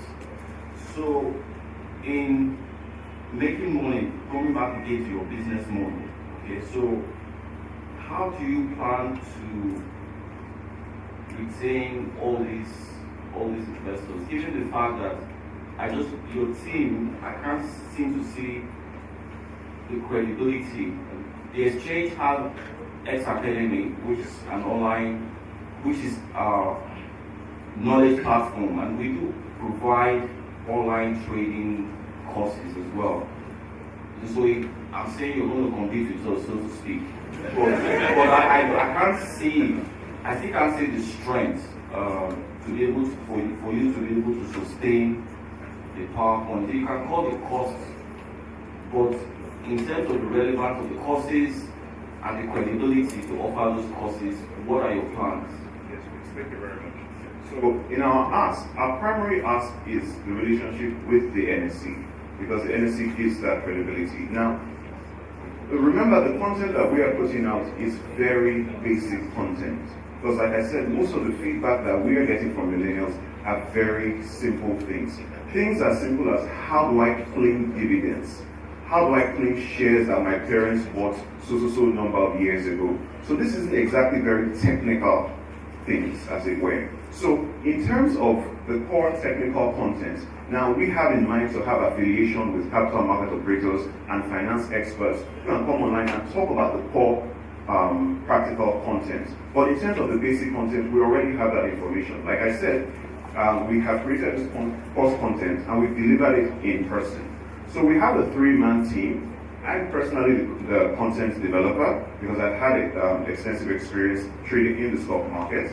Now we have a webmaster who has extensive experience in, he's a full stack developer and has experience in web development. And we have a media expert who is also a filmographer. So that's what we're putting together. And we're using this medium to drive traffic to the brokers. Because like we said, using that social media medium, platform, the example of social media that we had done, we were driving traffic directly to the brokerage through affiliate links. Thank you so that's much. what we're doing. Thank you. Any questions? Thank you so much, Nigerian Council, for giving us time. Oh, okay. There's one question here. Thank you. After you pass the knowledge across, you need to also simulate people on the return. And I think one thing that we're getting people to use anything is how much you eventually get. So I think something like a robo advisor is something you can also try and push forward so that people can play around with that and can give them the kind of simulation and motivation to do it. Thank you. Please, could I respond to that, please? Alright, so we're millennials and it's a millennial generation. Now, one thing that's peculiar about millennials is that they usually look for what you call influencers. They're looking for people who have participated in something, who can tell you about it. I'm a participant in the market. When Learn Africa released dividends a couple of weeks ago, I was one of the recipients. That's real-time information. So I'm part of the market. So when millennials see this, they have that emotional connection. They know that this is real. So you're not just coming to give them some abstract content. You're coming to actually interact with them. So we believe that that will be sufficient emotional tag to get them actually interested in the content. Thank you. I agree with you. I don't want to take time. But you know it's possible to simulate something that eventually becomes It's not just a demo, something that you can click through and now say, so if I've invested that actually at that time, these are our questions. Yes, very true. Thank you so much. A round of applause for the Investment House. So up next we have Team King. King is a 100% data-driven online financial advisor. A round of applause as he comes on stage, please. It could be the future PLC, and we're not happy.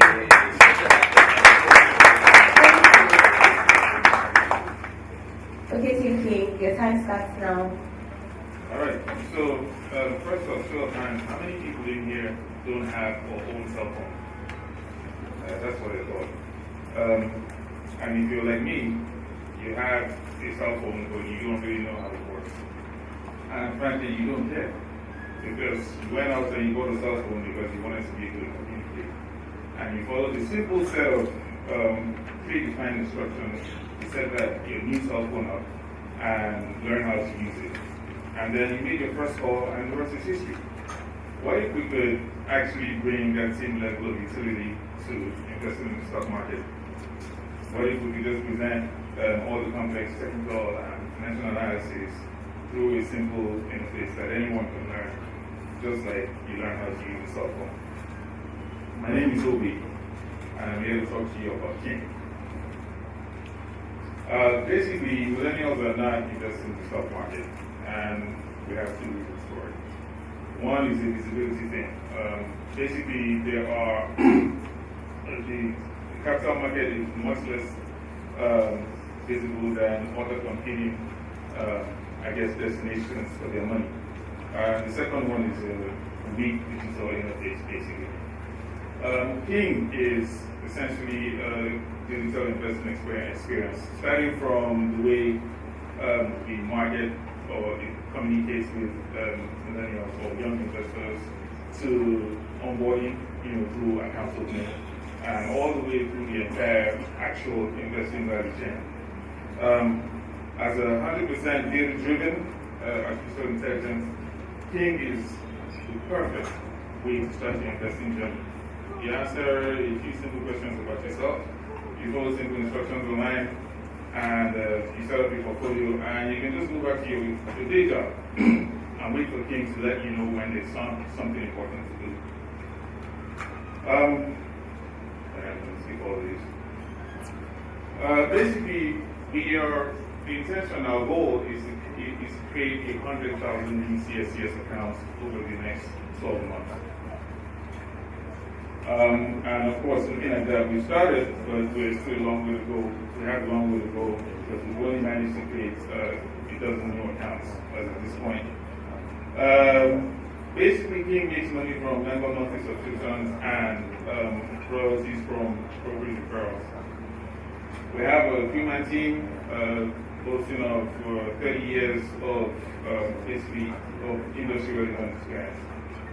Our ask is going to be mostly invested in product development because King is still very much a work in progress. Our very next priority as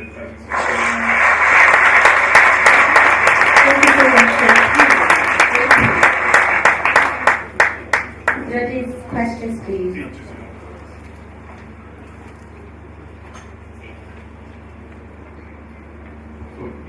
Would it be apt to call it almost like a boss? It is in fact a boss. Okay. You're still in development phase? No, we actually introduced 2 weeks ago. 2 weeks ago, fantastic. I was looking at your team, and I think the team is where I'm going to focus my comments on. Yeah. You all seem to be developers. No. Apart from the investment management. No, well, I'm a technology guy, so I'm a developer, I'm an architect, but he's a market analyst, and the other guy is an investment services developer. Okay, there's something I'm going to pick out again, and I made a comment about user experience. Yes. And permit me to say developers are not always, they tend to focus on the technical stuff, but not so much the user experience. So for me, my own advice to you, having looked at and listened to what you said, is that you need to work on the team in terms of marketing and pitching. You need to have someone who's going to do that. Because beyond just having a good solution, you need to be able to move it to market and have the market adopt it. Then 2 is you definitely need to have someone who has that front office interface. Because it's in having engagement with your markets that you can actually build an application that people will truly engage and truly like. The thing about millennials is that when you talk about digital transformation, you have to transform mentality. You're not just giving them apps or cool web portals or things to go to. You have to transform the way you actually market them as well. And I think pretty much everybody here will probably know that millennials respond to, they go to certain places, right? So it's not as difficult to market millennials today. It's actually a tech solution to do that. Because you know where to find them. You just need to put the right content in front of them in enough terms. And so we never actually needed, the part of King is that digital marketing aspect of it. And that never needed a front office, so to say. Sorry. In terms of users, how many users do you currently have on this platform, and what's your target?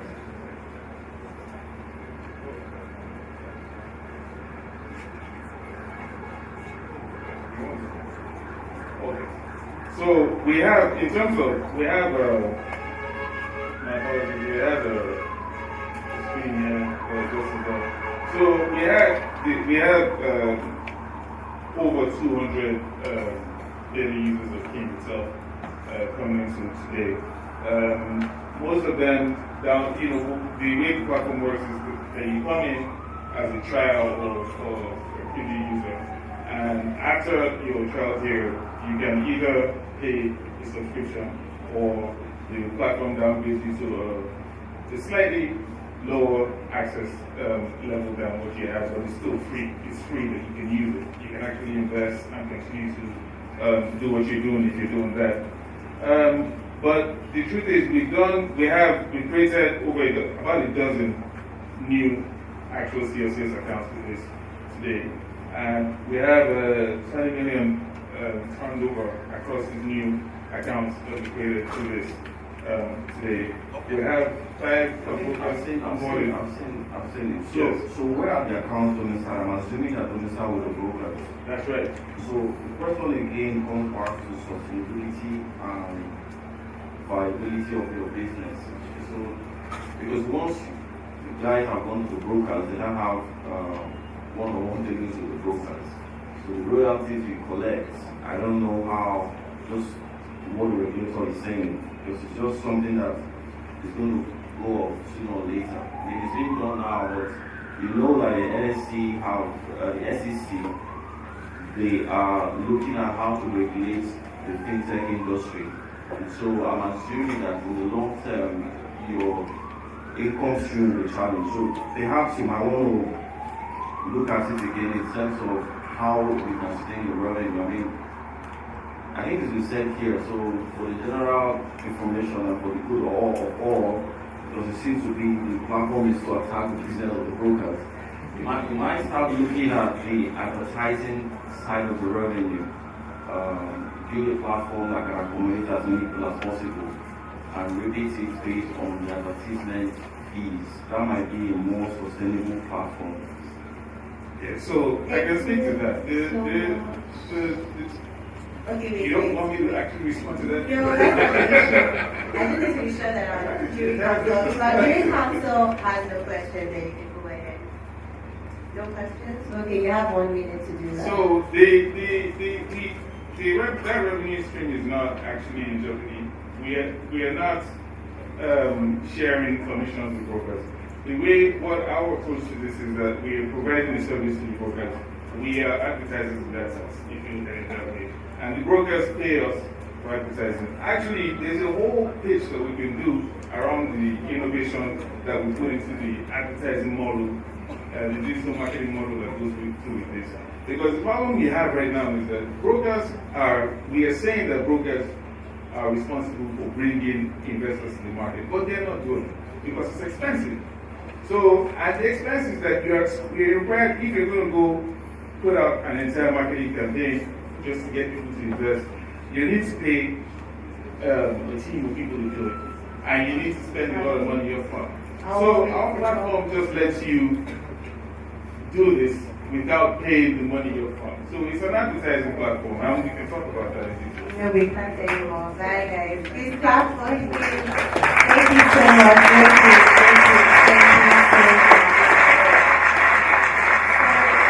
Unfortunately, Team FinFit are not in the building, so they won't be teaching today. But we'll be going straight to Team Street B. Team Street B. Please, a round of applause for Team Street B. A round of applause for Street B. Please confirm that the presenter is working. Oh, okay. Team Street B are creating a financial market for football lovers to trade and make returns on club matches. Okay, so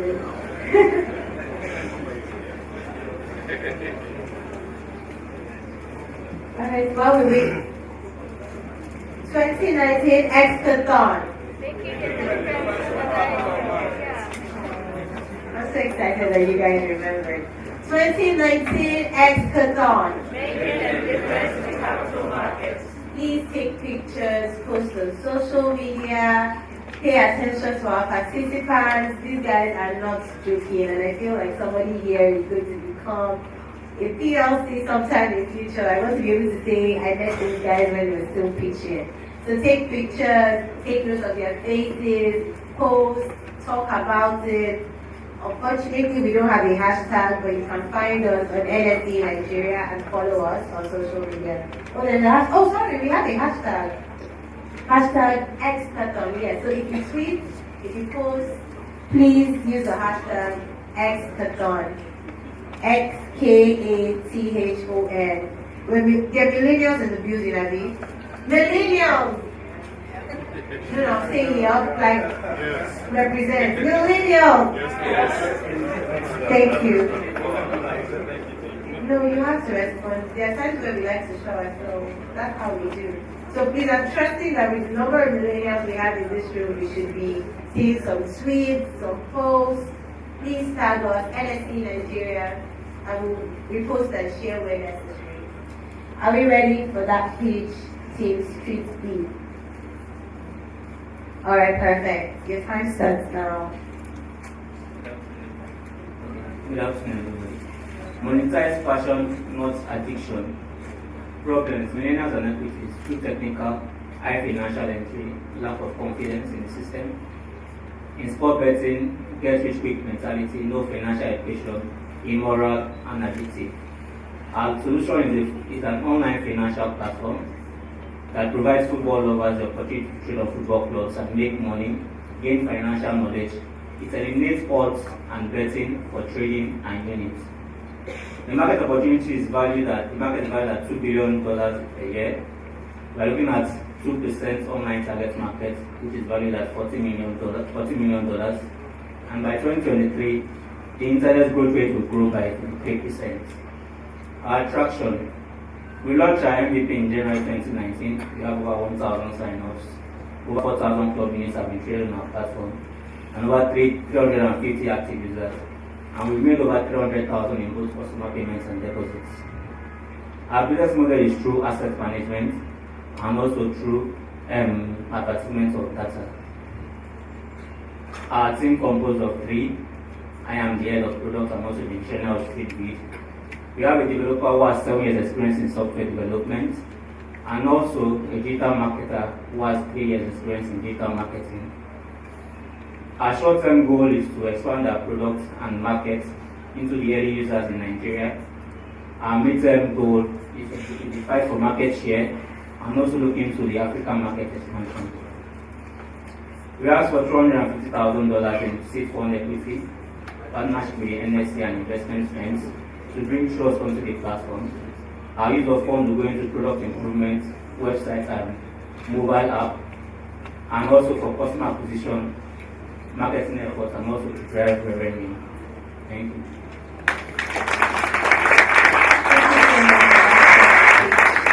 Thank you. Judges, please, questions.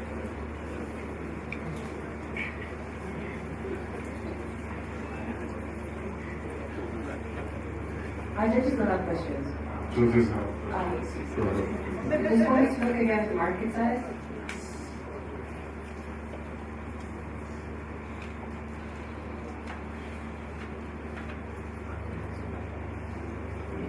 Would you go over it again? If you can quickly go over the market size again. Okay. Yes, our market size. The total value, we are looking at Nigeria, and we are just looking at the online market alone. We are not going to the offline market. So the total value of sport betting industry is valued at $2 billion. That's about 700 billion naira. And then we are targeting 2% of the online market. There are over 10 million online bettors in Nigeria. So we are taking 10% of that market, which is 200,000 people.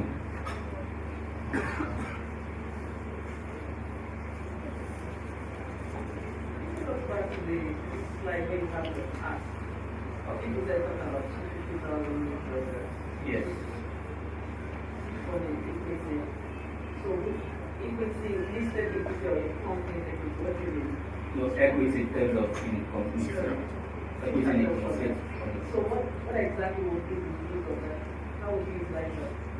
We are going to use that to improve our products. Definitely we want to hire more engineers, more front-end developers, more UI, UX engineers, and also we are going to use that major into marketing because of the market we are in now. We are in with big players. We're talking about one Bet Nigeria. They have the financial capital, so we need that capital to run marketing, and we are focusing basically on social media, going for millennials on social media who love football. Okay, sorry. So I see that you see your competition Bet Nigeria and the rest of the competition, right? Yes. So you made 300,000. That's what you said. Is that revenue or is that what has been invested on your platform? We paid 300,000 in terms of customer deposit and also in payment. Okay, have you made money? No, we've not made money. We've only been putting money into it in terms of So expenses how do you make money eventually? So we tend to make money through asset management. What we've adopted is we adopted the kind of piggy vest model. So we collect. There's a feature we introduced called lock holdings. So when you hold clubs, you can lock it for duration period 30 days and 3 months, 6 months. So when you lock it, you lock in your funds too. So we are using that funds. We will use them through our investment companies. We invest them to the market and then get returns there and pay our customers. I have a number of comments. I'll try to make them here. The market definition, let's go back to that slide, because I think there's a need to really drill down into this. I've used this kind of class before.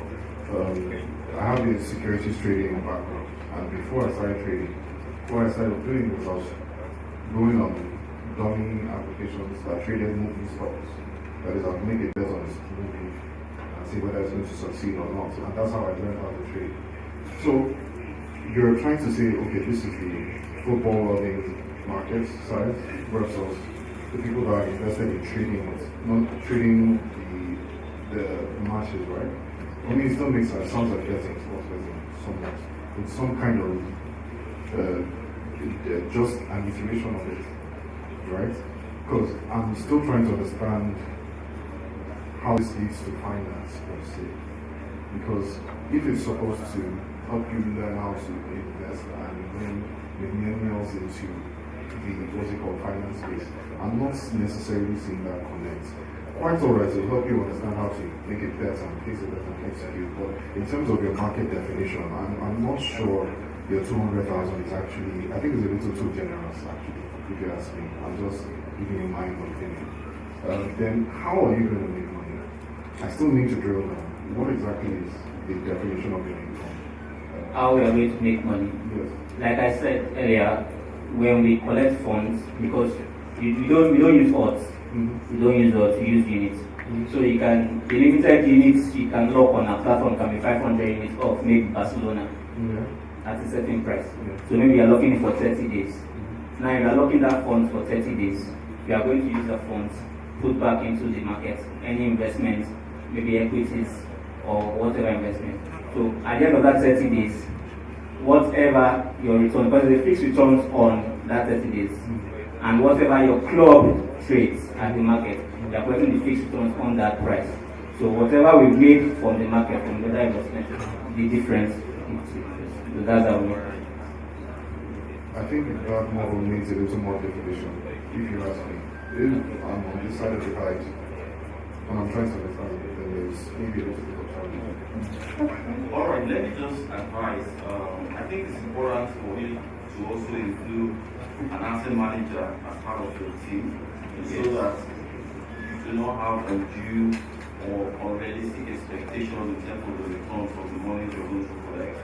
And in doing that, you need to also have a proper risk management framework in place, because you don't want to take this money and then invest in it. Because now that the market is down, in as much as the equity market offers huge return, then there are also periods where the market takes a huge beating, like we're currently seeing where there's a mismatch of value and pricing. And so you need to be very cautious when you begin to talk about asset management and investment in equities to be able to pay back fixed and expected deliverables.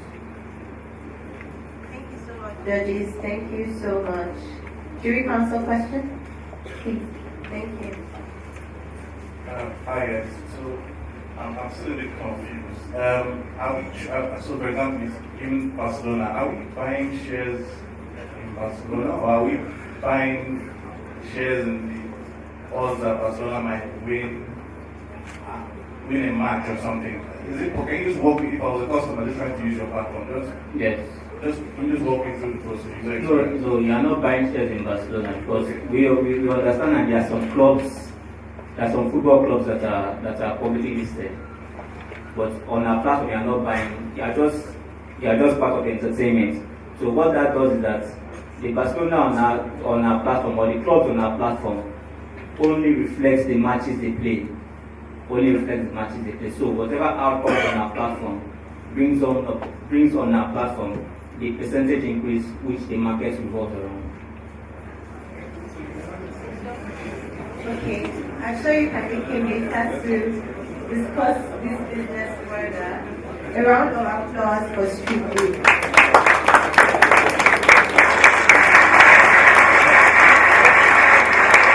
I want to commend all our participants for giving the time. I want to also commend our jury counsel. Thank you for the fabulous questions.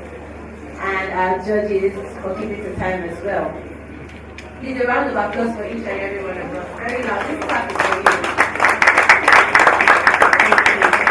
So next up, we're going to have our judges go to a separate location to compile the results, so they can come back and tell us our winners. The beautiful prize about this is that our third position winner is going to get 2 million naira. Our second position winner is going to get 3 million naira. And the best prize and first prize will be 5 million naira. You guys don't sound impressed.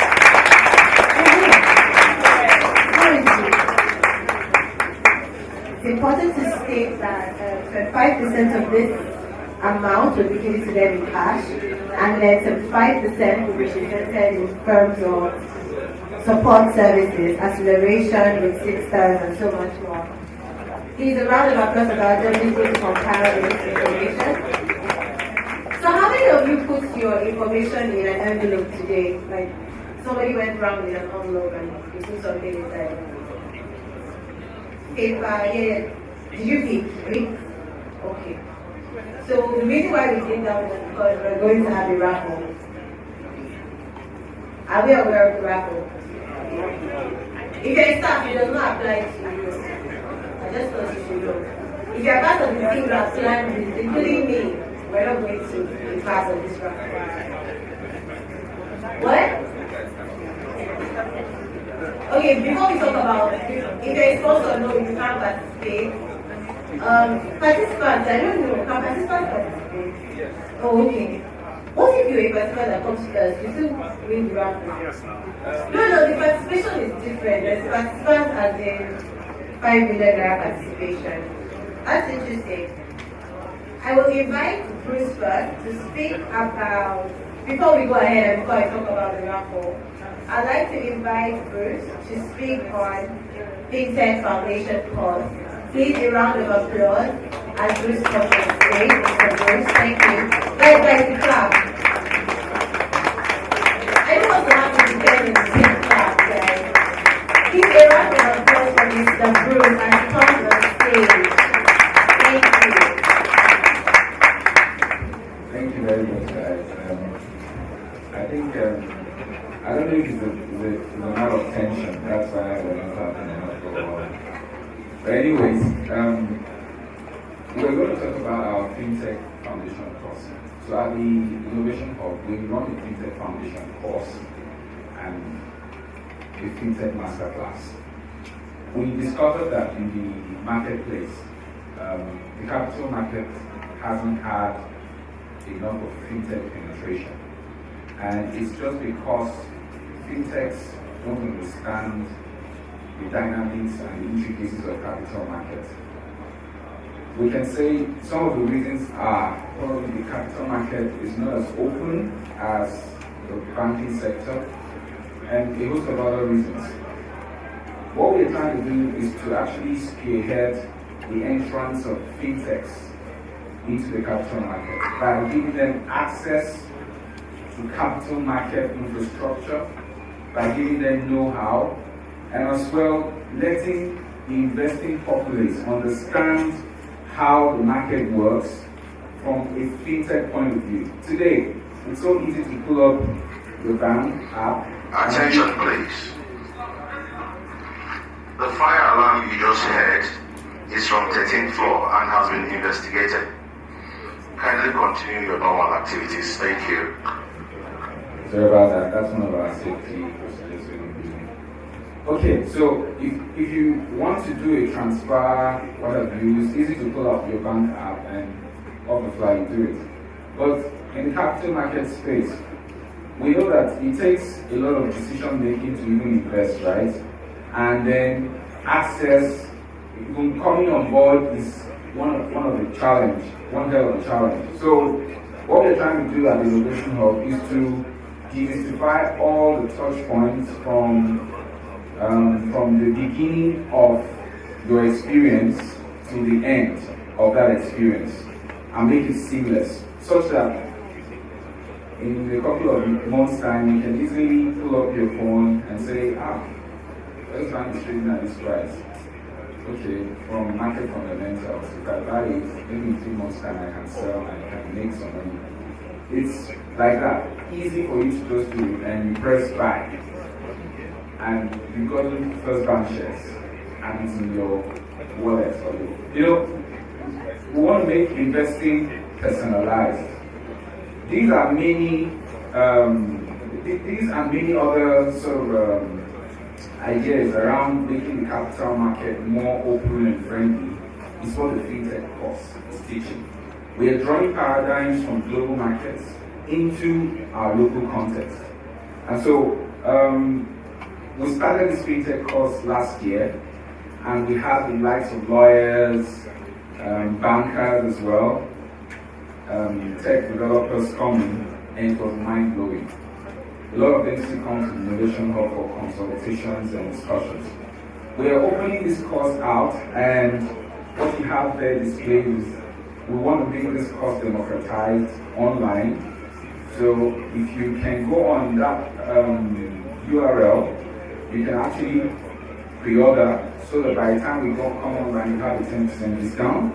But beyond that as well, at X Academy, we are running the FinTech course. It's a bit expensive though, but by virtue of this mandate, we're thinking of making that price more friendly. But the online course will be pocket friendly. However, all said and done, the idea is we want everybody to start seeing the capital market just the way you see your banking experience. That's all. Thank you very much.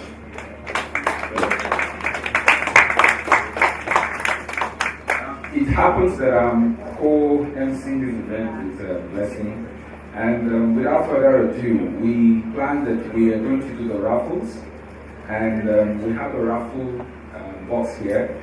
We hope that everybody picked something from the envelope that was at the entrance. If you didn't, please signify that you did. Oh, everybody picked. Not everybody. Okay, do we still have any more?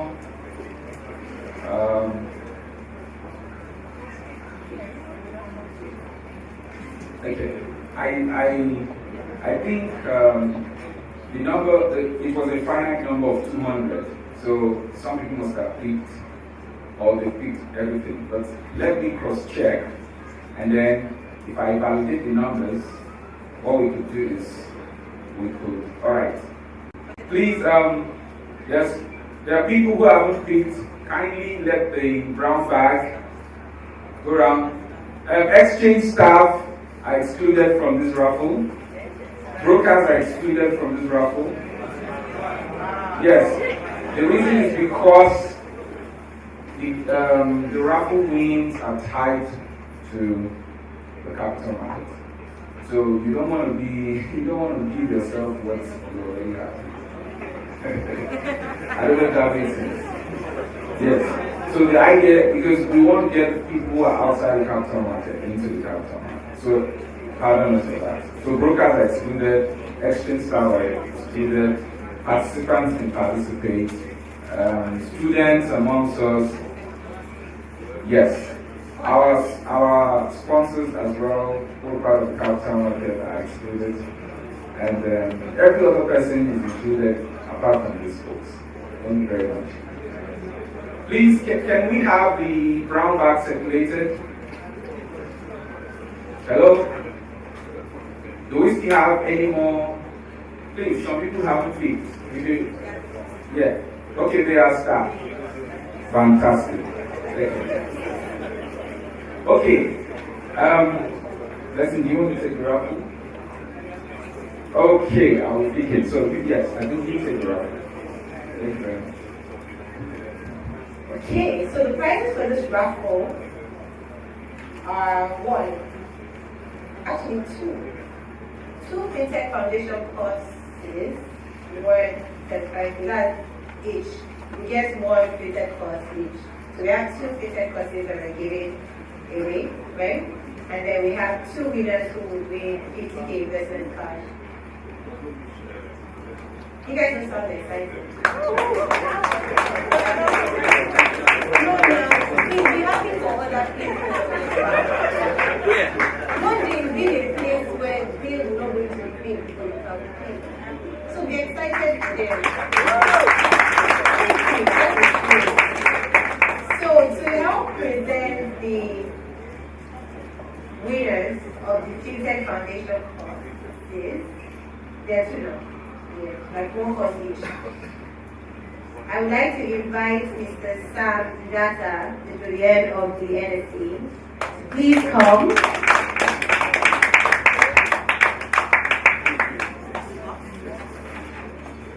I'm not allowed to participate because I'm worshiping. Can you imagine? Okay. Can we have the other microphone, please? So you can pick and then announce whatever you say.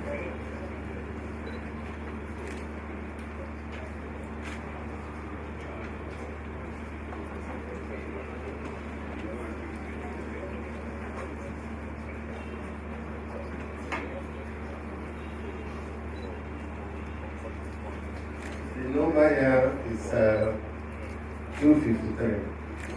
Who is with number 253? Don't be shy. Look at your Oh, you have to bring it forward. You have to confirm. Please come here.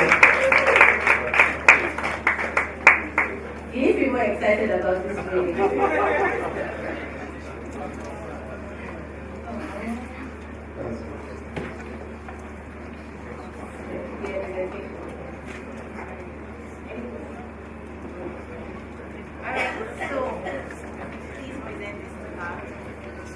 You are the proud winner of a FinTech Foundation course. It's worth 75,000 naira.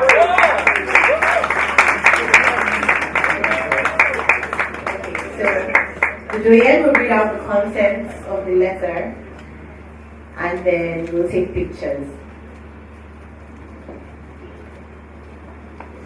Congratulations. You are a proud winner of this award. Please send okay. Sponsored FinTech Foundation course. That's listen, you can read the details on it. Congratulations. You'll be shake her. Shake her. 5 pictures. We got the pictures. Did we get the pictures? Thank you so much, sir. Thank you. A round of applause for our brilliant team. Okay, so next I will be inviting Mr. Bruce to come pick the second winner of the FinTech Foundation course. Mr. Bruce.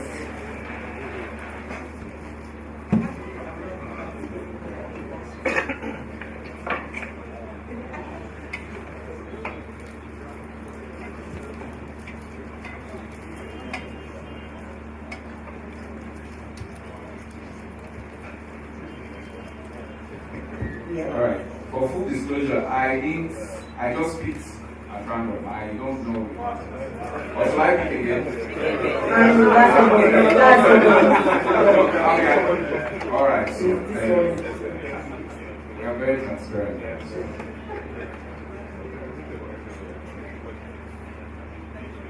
So the number I have here is number 201. Number 201. Number 201, anybody? Number 201. Okay, so we have to pick another one. It's going. Number 201 is going. It's gone. Alright.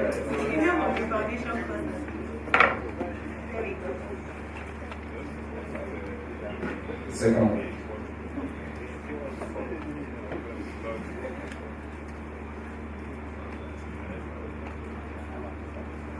This number is number 211. Number 211. Number 211. Go on.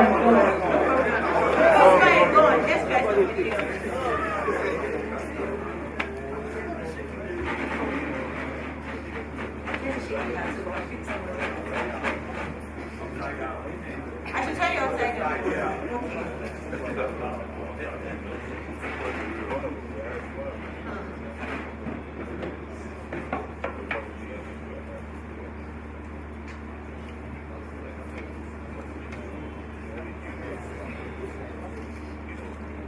I think I got the number now.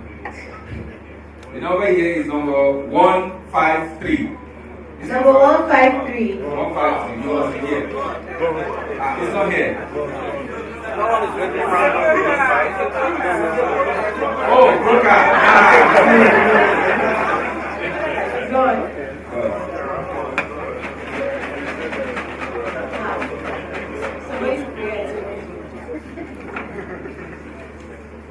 Somebody's prayer is actually working.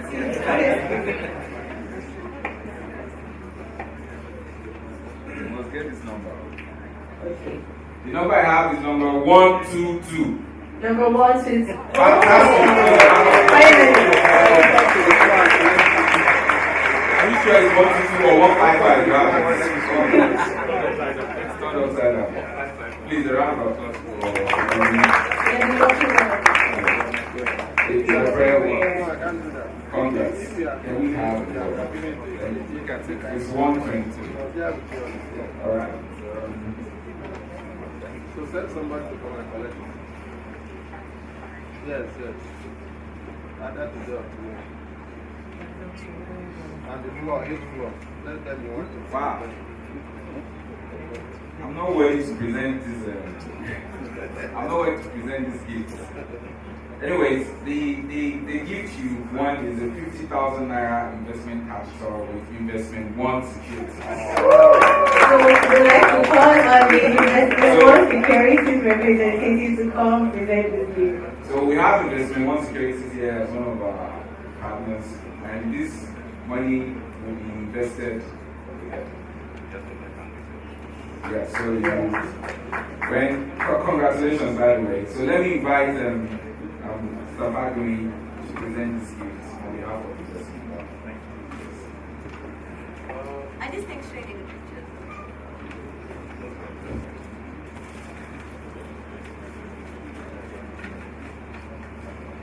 Thank you very much. On behalf of Investment One and in collaboration with the Stock Exchange, thank you. I'm getting for the success. We give you this an investment with us. Thank you very much.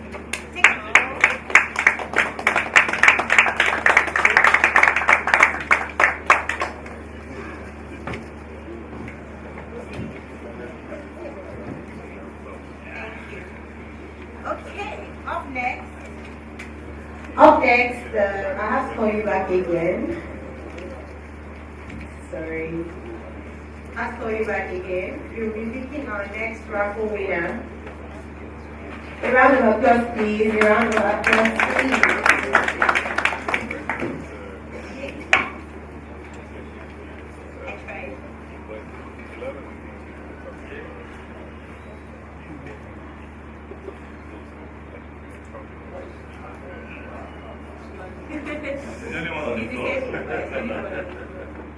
Okay, the number with me is 257. Number 257.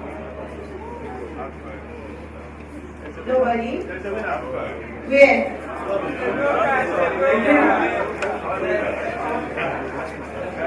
Jonathan.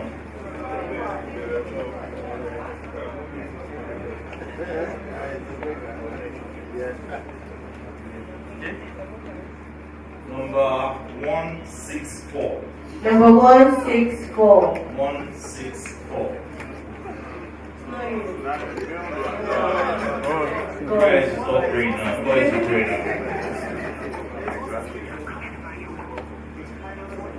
The third one.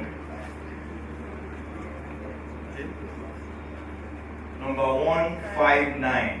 Number 159. 159. Half. Wow.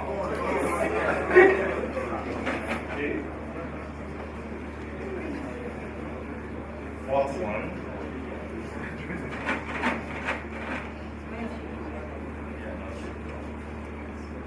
Okay, maybe this reads 216. Number 216. 216. Wow. Are you sure? You check your paper, oh, check it. You won't pray now. If you want it. Okay.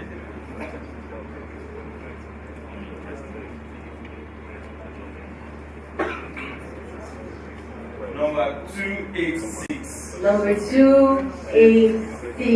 I think that's 287. 286. Anybody?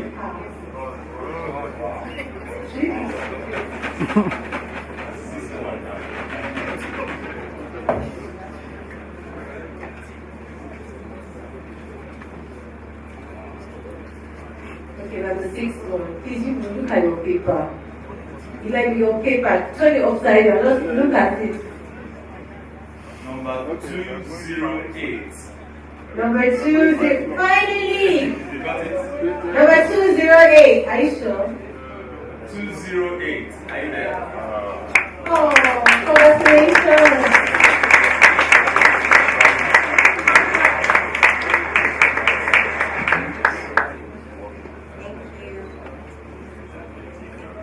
We have confirmed that he has the right one. Yes, I will. Give a round of applause. A round of applause.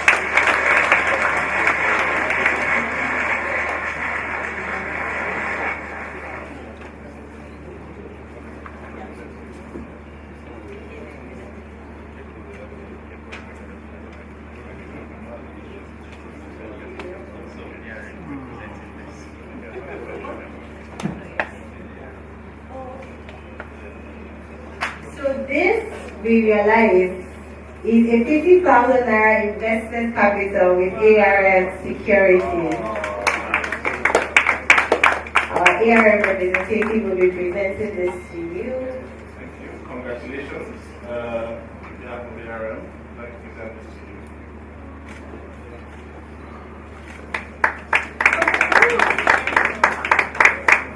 Take the picture again.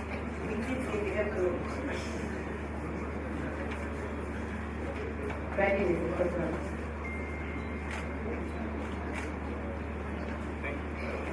You don't look as excited as I was. No, excitement. It's different from thank you. Please, a round of applause for him.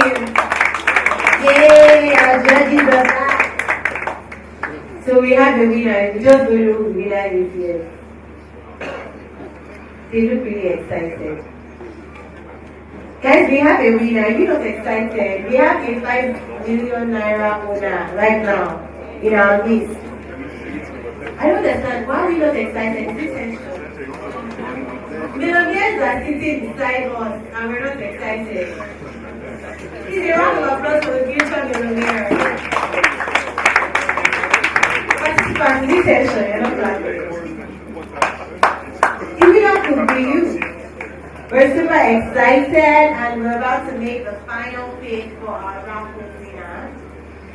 Yes, ARM security representative, please come. Let's pick the final winner for the foundation course.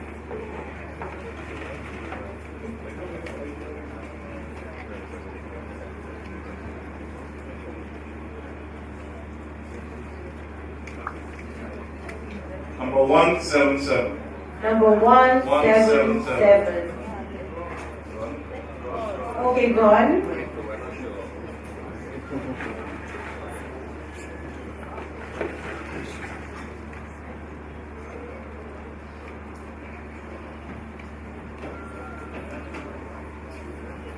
Number 161. Number 161. That's gone. You didn't answer on time. Guys, should we let him win?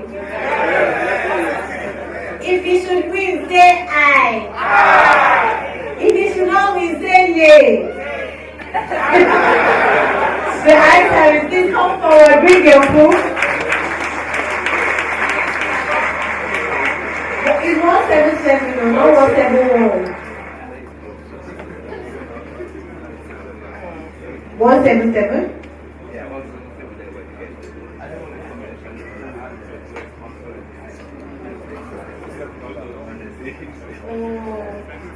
Okay, let's give somebody else now, but take pictures still. Just take pictures. Please, shake him. Congratulations. You want to wrap up where it's called?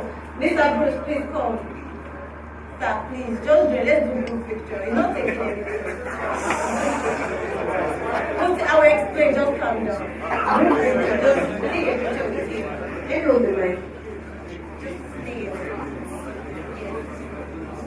Group picture, thank you.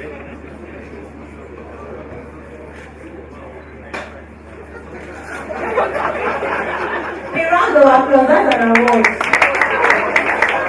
If we show it up in newspaper now, it's not wrong. We show it, if you put it on the newspaper now, award. Anyway, the reason why we picked the next person, the reason why he did not collect anything, or rather why he collected every picture was because, why are you laughing? He already had a sponsor, he had experienced the course already. He already has a sponsored course that is currently ongoing. So he by himself told us that no need. So he wants somebody else to explain. Please give a round of applause. So up next, the next potential winner. Number 284. Number 284. Why not forgiving again? Oh, look at your paper. 284. 284 gone.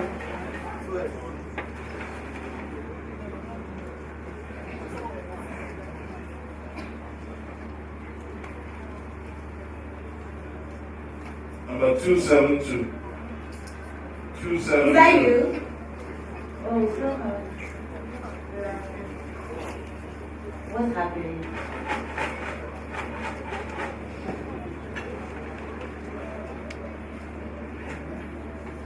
Okay, I think this is the one.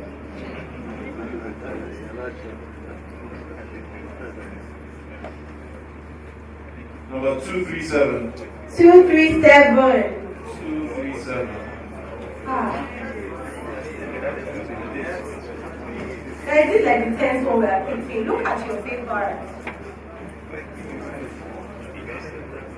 Okay, this is the one now. It looks like this. Number 163. Number 163. 163.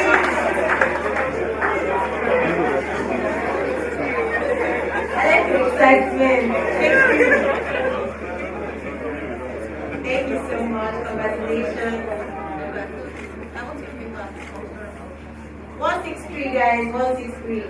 So to present this, can you take a picture with it? Just actually.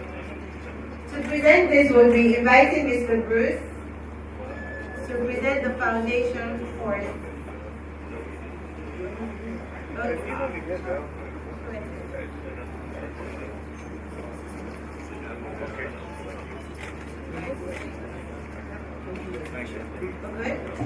Everybody fine? Guys, applause please. How is this feeling? Start telling people. So up next, we would like to present certificates, but they will be presented by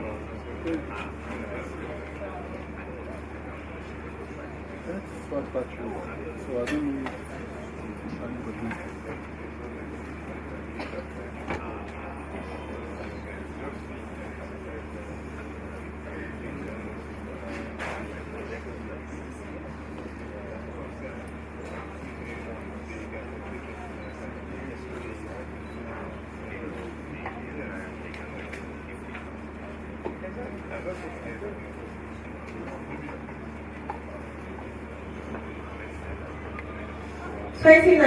X-Kathon.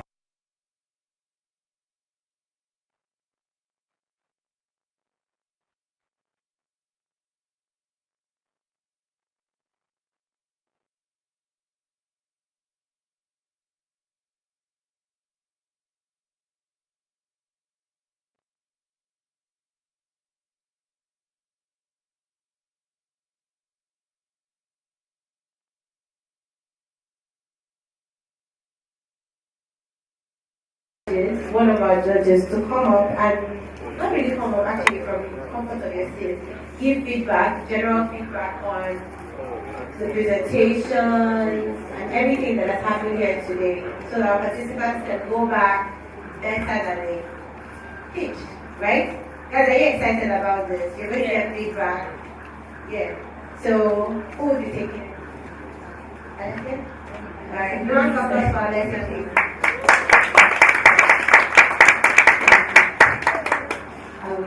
Okay, so since we spent the whole of the other day talking about pitching, I think I just wanted to mention, I think now you understand why I think that training was so important, because for some of you, sadly, we could not, as a jury, get maybe all the information we needed, and when we are not clear, we cannot maybe judge your business the right way, so you have to do justice to your own business, and so really work on your pitching skills, on the clarity of your messages, making sure you've been rehearsing enough. I've seen a lot of improvement for some of the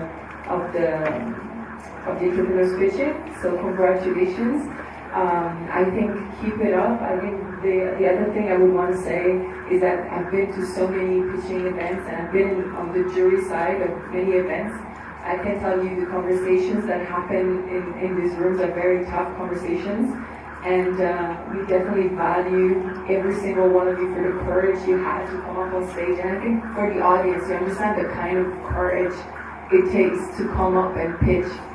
So I hope you all appreciated that. I would say for those that did not win, Nsika will also mention that, but we do believe there's still opportunities to collaborate with C-Stars or with NSE. And do remember, a no here does not mean a no to your business. We know, to the whole future of your business. There are many opportunities. This might not have been the right match, but I would say entrepreneurs know you need to get 10 no's before you get a yes, probably more. So just wanted to make sure you keep that in mind. Thank you all, guys.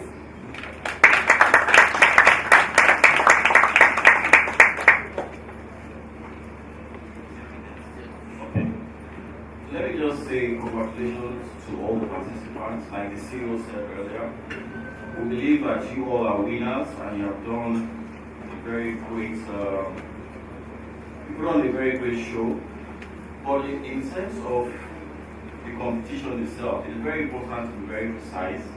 First of all, what is key? Because we are looking at ourselves as investors. Do I want to invest in this business or not? So you have to very quickly tell me how you're going to make money as a business. Then I'll decide whether that money you're going to make is sustainable or not. So if you have ideas around that, you chip it in very quickly. And you tell me how much money are you going to make. So your financial model is very key. How much money are we even talking about? Okay, so money has alternatives. So if I'm going to put in 200 million naira or $200 million into your project, so what sort of financial projections am I expecting? Otherwise, I very quickly say in my head, okay, I'll probably go and buy treasury bills, I'll make more money and have less headache. So you have to very, very quickly tell us that the other element is your team, which is obviously the team obviously will be the ones to craft strategy. So the strategy is very key. So you need to let us know who the key people are. Don't hide them, and then tell us the key skills that they have. So on the surface, I can very easily know whether these guys are going to be able to deliver on the so-called promises that they're making. But having said all of that, I think you've done fantastically well. The clarity of your thoughts was very precise. Everyone is a winner, so even if you're not announced as number one, I don't think you should kill your dream. You just need to go out and craft it and let the fact that we didn't choose you go away angry and then surprise us. All right, thank you. Thank you very much, Jim, for those words of encouragement for our contestants. For me, as an innovation hub, every day we're engaging with startups. We are talking to founders, we are talking to people who just want to try their idea. We are talking to all sorts of people every day. So the winners today, of course, we have our prizes for them. But even if you're not a winner today, you're on the 11th floor, you can come talk to us. It's not end game at all. And because this is what we do daily, engaging with startups and then trying to take them forward. And then, like Alicia mentioned, apart from the top three, we are going to be sending some other ventures within the 10, a link to populate and come for a conversation. Alright, apart from the top three. So it's definitely not end game. And then for us, our concept about innovation is focused on the person. I think we said this in our boot camp. We use the ideas to just attract the people, because if you have the right kind of person with the right training on entrepreneurship and smart venturing, the person can succeed in a number of ideas. If you don't have the right person, right, if the person is not right or doesn't understand how venturing works, he will not succeed even with the best ideas. Okay, that's the truth. So we are working out something in X-Academy to see if we can offer our online fintech foundation, fintech masterclass, smart venturing course to everybody that even applied, sent in a video. That's something we are working on, so that we can just support the ecosystem, so that even if you didn't come for our final, hackathon, or you don't even win, you can go and succeed elsewhere. Yeah, we know that VC funding is chasing Nigerian startups. So if you know what to do, you can succeed elsewhere, and we are willing to offer those trainings, online. So just you have your contacts. When it's ready, when we sort out the details, we'll get across to you. We know it's not easy to venture. It's not easy to even pitch, and so we are congratulating all of you for first of all venturing, and then for coming for this pitch. It's not easy, and so like the CEO said in the morning, you're all winners in your own right, and we hope to keep in touch. You can go back, fine-tune your idea, understand the market more, and then come back and talk to us. We are always willing to take this forward. Thank you once again.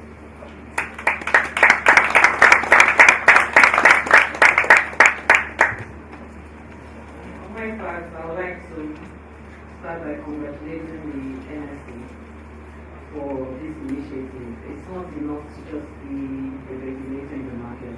but to be one that is interested in the growth and development of the market, exposing resources towards the growth of the market. I think we should give NSE a round of applause. More specifically, I also think that Nseka and his team also deserve a round of applause.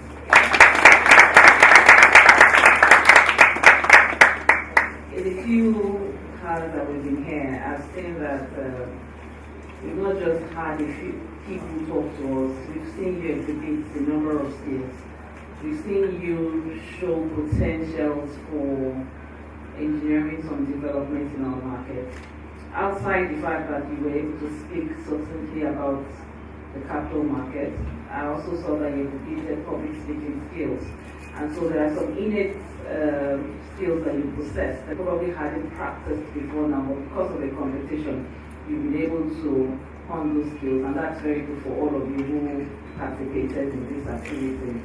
It's also very delightful that, in addition to the fact that I realized that this is a competition and we are all aiming to get 5 million naira, I have also come to the conclusion that you've got some very good materials in the room. So you've got some good knowledge of the market, of how the financial market works. So it's not enough to say I've got the solution for the market. You can't have solution for the market if you don't understand how the market works.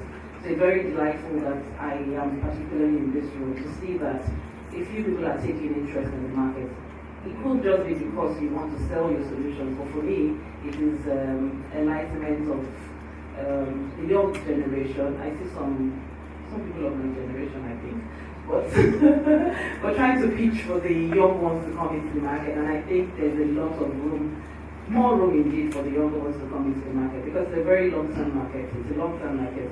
I would believe that in your marketing, in pitching for people to patronize you, you will continuously emphasize that people should set aside money for investment for the long term. We don't want hot money in the market. I want to encourage all of you. So it's not just about the competition, but the fact that you've got solutions for the market, and some of you have already launched your solutions. I encourage all of you to visit the SEC website, to check on, to sign on to the sandbox, put in your product on the sandbox, so that someday those of us who are here clapping for you will not turn around to say you're illegal operators in the market. So if that's true, and that's the risk that you stand. So in your own interest, make sure that you fill in the form in the sandbox, and let's start the conversation on how we can integrate it more, integrate it fully into the capital market. Congratulations to all 10 of you, all 9 of you who participated today. One of you was absent. Welcome. Thank you so much, thank you very, very much. So up next, we noticed that we haven't given our audience a lot of time to speak today. So in case you have any questions, audience, if you have any questions, just indicate. We can only take 2 for our judges. Questions for our judges. Please don't ask me to do that. It doesn't count. Okay, we have 1 question there. 1 more person. Okay, we'll take just that 1 question there. Do remember that you have question or 1 more person. Alright, that's the question. We'll take that.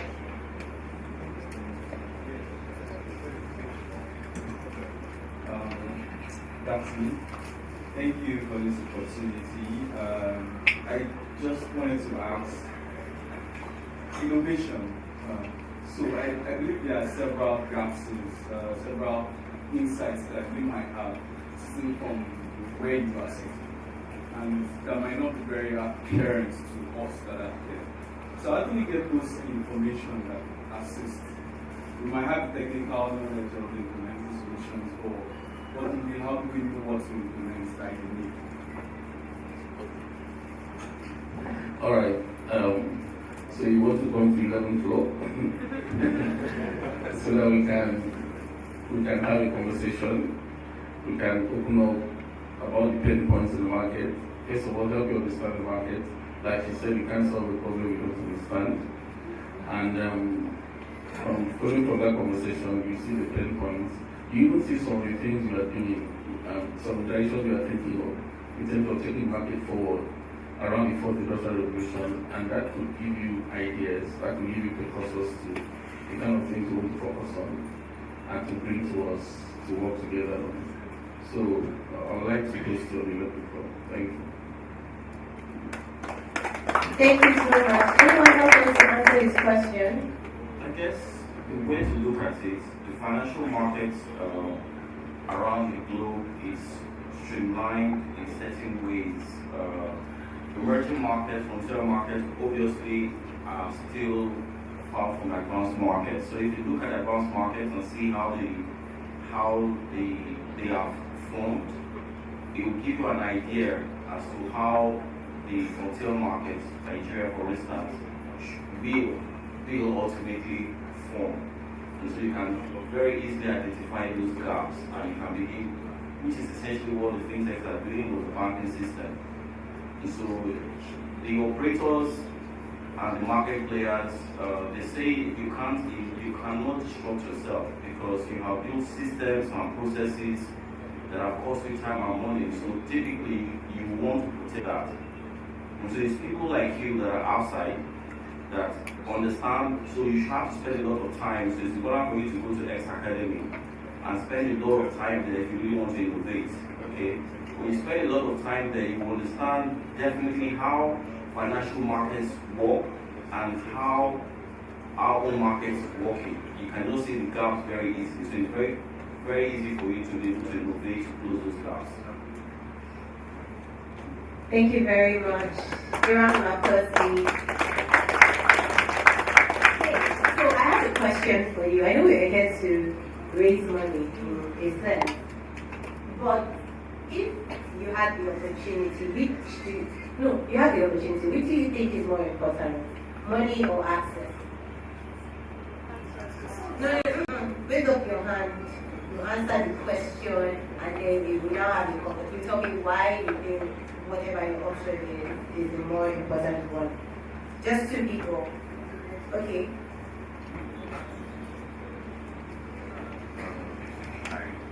I don't know if the question is actually meant for money versus access. If you had to pick in a general sense, if we had to pick one, access.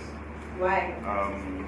The solution that we're providing presently is one that requires, first of all, credibility, right? So the backing of the NSE is a very core component of it. Otherwise, we just become one of the other people on the street, right? So that's a primary interest for us. Money can always pick us in. In truth, in the world of entrepreneurship, money is chasing people. But you just really have to put things together properly. But once you have the access, right, then money can come along. And so that's the way I think about it. I think access is a lot more important. Are you contradicting opinions? Contradicting opinion. Okay, a round of applause. Okay, we have one contradict. That's our last opinion for today. I think as an investor, money is the most important thing. If you have cash with you, you can take on any particular thing. Then at the same time, if you are trying to build this kind of platform, you want access. It is easier for somebody that said, I have tested it. This is how it looks like. To get an investor, than somebody that said, I want to do it. And for you to say, I've tested it, you have invested some amount of money. So without money, you cannot test it. Thank you. Okay, a round of applause. Does anyone want to tackle that one? Access versus money? Which is more important? Okay, Alessa says access. You guys still get the money. I think it's access, to be honest, because money itself, what is money when you think about this? It needs or legal exchange. Access allows you to have multiple means of having that money. So for an investor or an innovator, the opportunity like this, right, even if you had all the money to develop your app and you went ahead to develop those apps, this platform that the NSE is providing gives you multiple of those capital that you have invested. So the ease or the pace of recovery of the amount of money you have invested is will be faster to recover those monies. So access will always triumph over any short-term medium of exchange, which money provides. Please, a round of applause for our judges. So we would like to acknowledge again the presence of our CEO, the NSE CEO, Mr. Oscar N. Onyema, OON. Please, a round of applause. So we'd like to invite you on stage, sir, to please present the certificates to our 9 participants. So participants, I'll call your names. I'll call your names. As I call your name, please, briskly, with all the energy in you, walk forward, take a picture, and shake his hands, and then take a great picture. Something that you can share and be like, I met the CEO. Are we cool? Do we understand? We will have to walk really briskly, like it's going to be fast. Are you ready? Participants, are you ready? Okay. First picture, judges.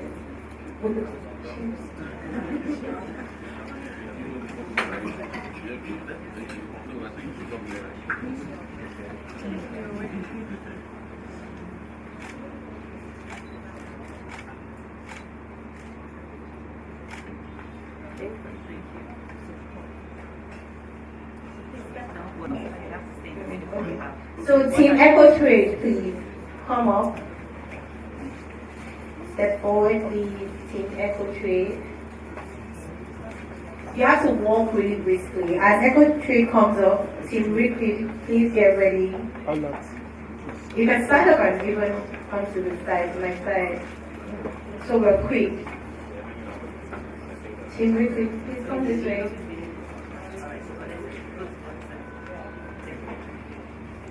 Oh my God, please. Yeah. Please come real quickly. That way.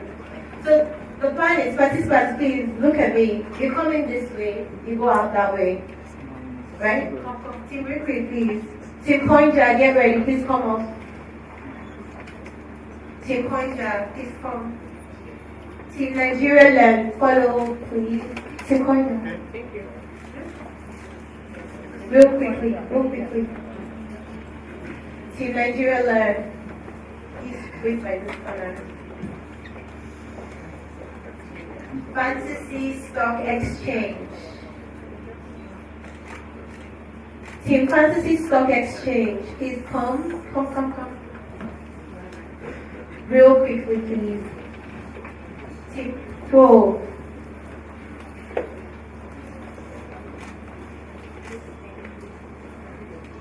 Team Pro, where are you?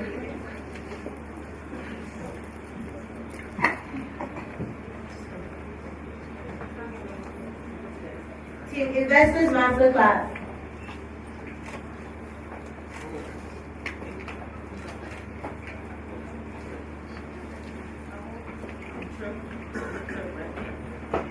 Investors Masterclass.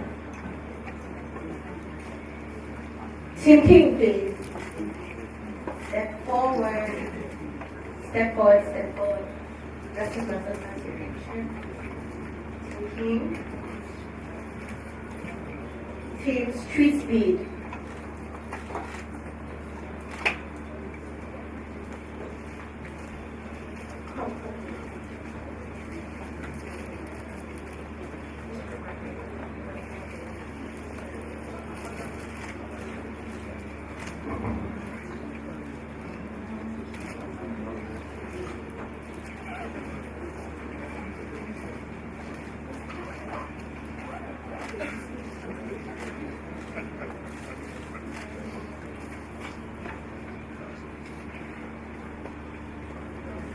Okay, so and then one of our judges will be announcing the winners. Okay, we have to please. Thank you so much.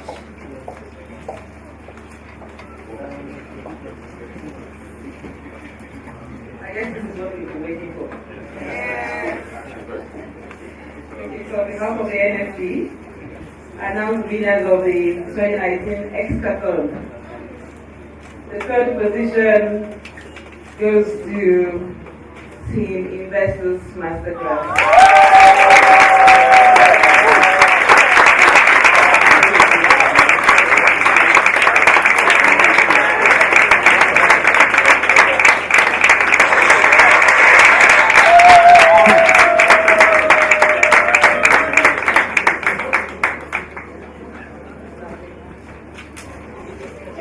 ¿Cómo estoy en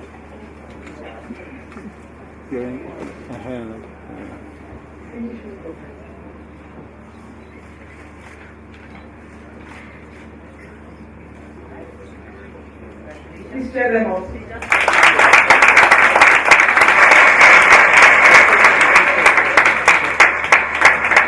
And the second position.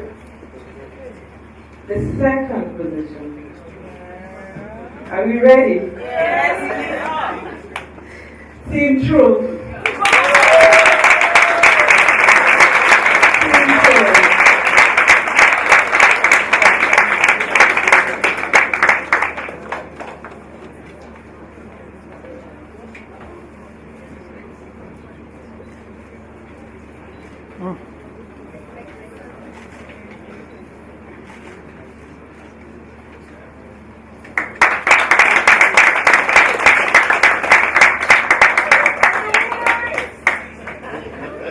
Okay, I think you should take a deep breath. Are we ready? Yes. All right. Is everyone calm? Yes. The first position goes to Team Requid. Can we all stand for the champion, Team Requid?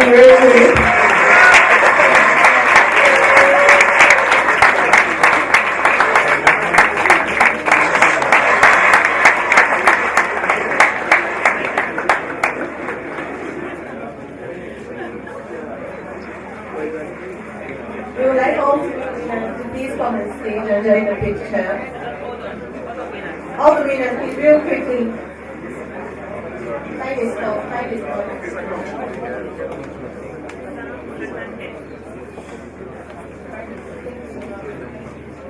Members of our jury panel, please get ready. You're coming up next. Hello,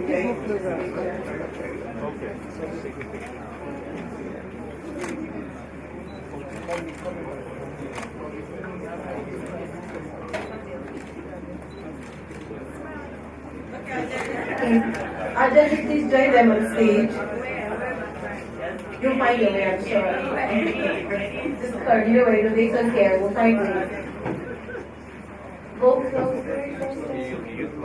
Maybe that calls you right? Okay, please move your camera. Hello. What person is that?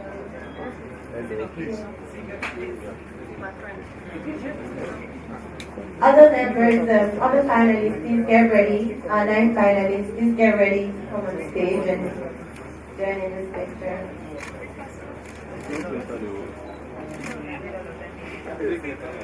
Thank you. The founders Just the founders of each. Please, please don't go anywhere, please. Only founders. Don't change. Only founders.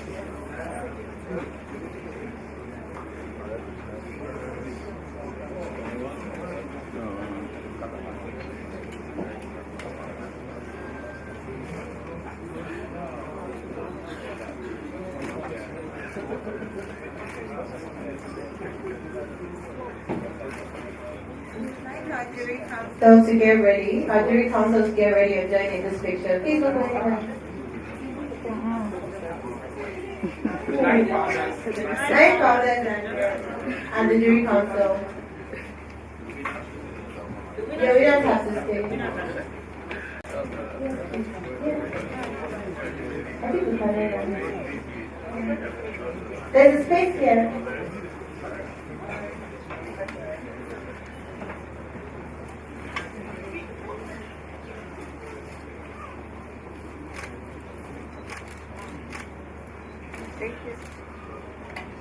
Congratulations to our winners. A round of applause, please. Next, we would like to invite the head of Enterprise Innovation Hub, Mr. X-Kathon, to please give us the closing remarks. Good afternoon once again. Thank you so much for making this happen. First of all, I'd like to thank the CEO of Nigerian Stock Exchange, Osman Mago, for graciously gracing the occasion. Thank you very much. And of course, our Apex regulator, thank you so much for doing us the honors. All the judges, Jude, Alicia, Friday, our jury council, coming from our partners, ARM and Investment One, all the super teams that presented. I think we deserve another round of applause.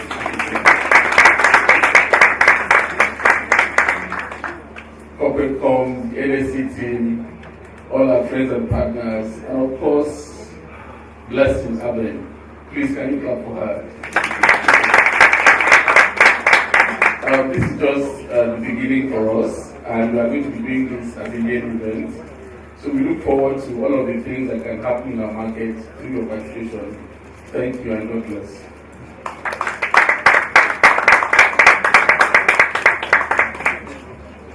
All right, we appreciate everyone for coming to the X-Kathon. This is the first of its kind. We hope the next year is going to be a very, very, very good one.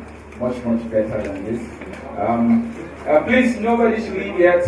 We want to give the honors to our jury and the top, the winners of the X-Kathon to exit the building first, and the CEO of the exchange. These people will proceed first before every other member of the audience leaves the hall. Please, our jury,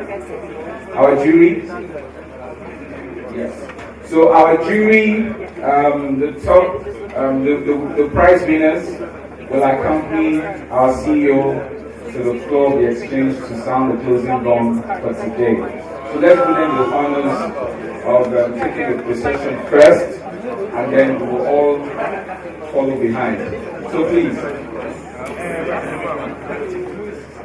So yes, all the teams will have the opportunity as well to come to the trading floor. I'm sure you only see this on TV, but today you'll be on our trading floor and see how it is. And then you'll be present live on the NSE trading floor. We want to thank you very much. Congrats to all of you who are winners. And we hope that at Innovation Hub, we will have further contact with you, because we believe that all your solutions are valid for the capital market. Thank you very much.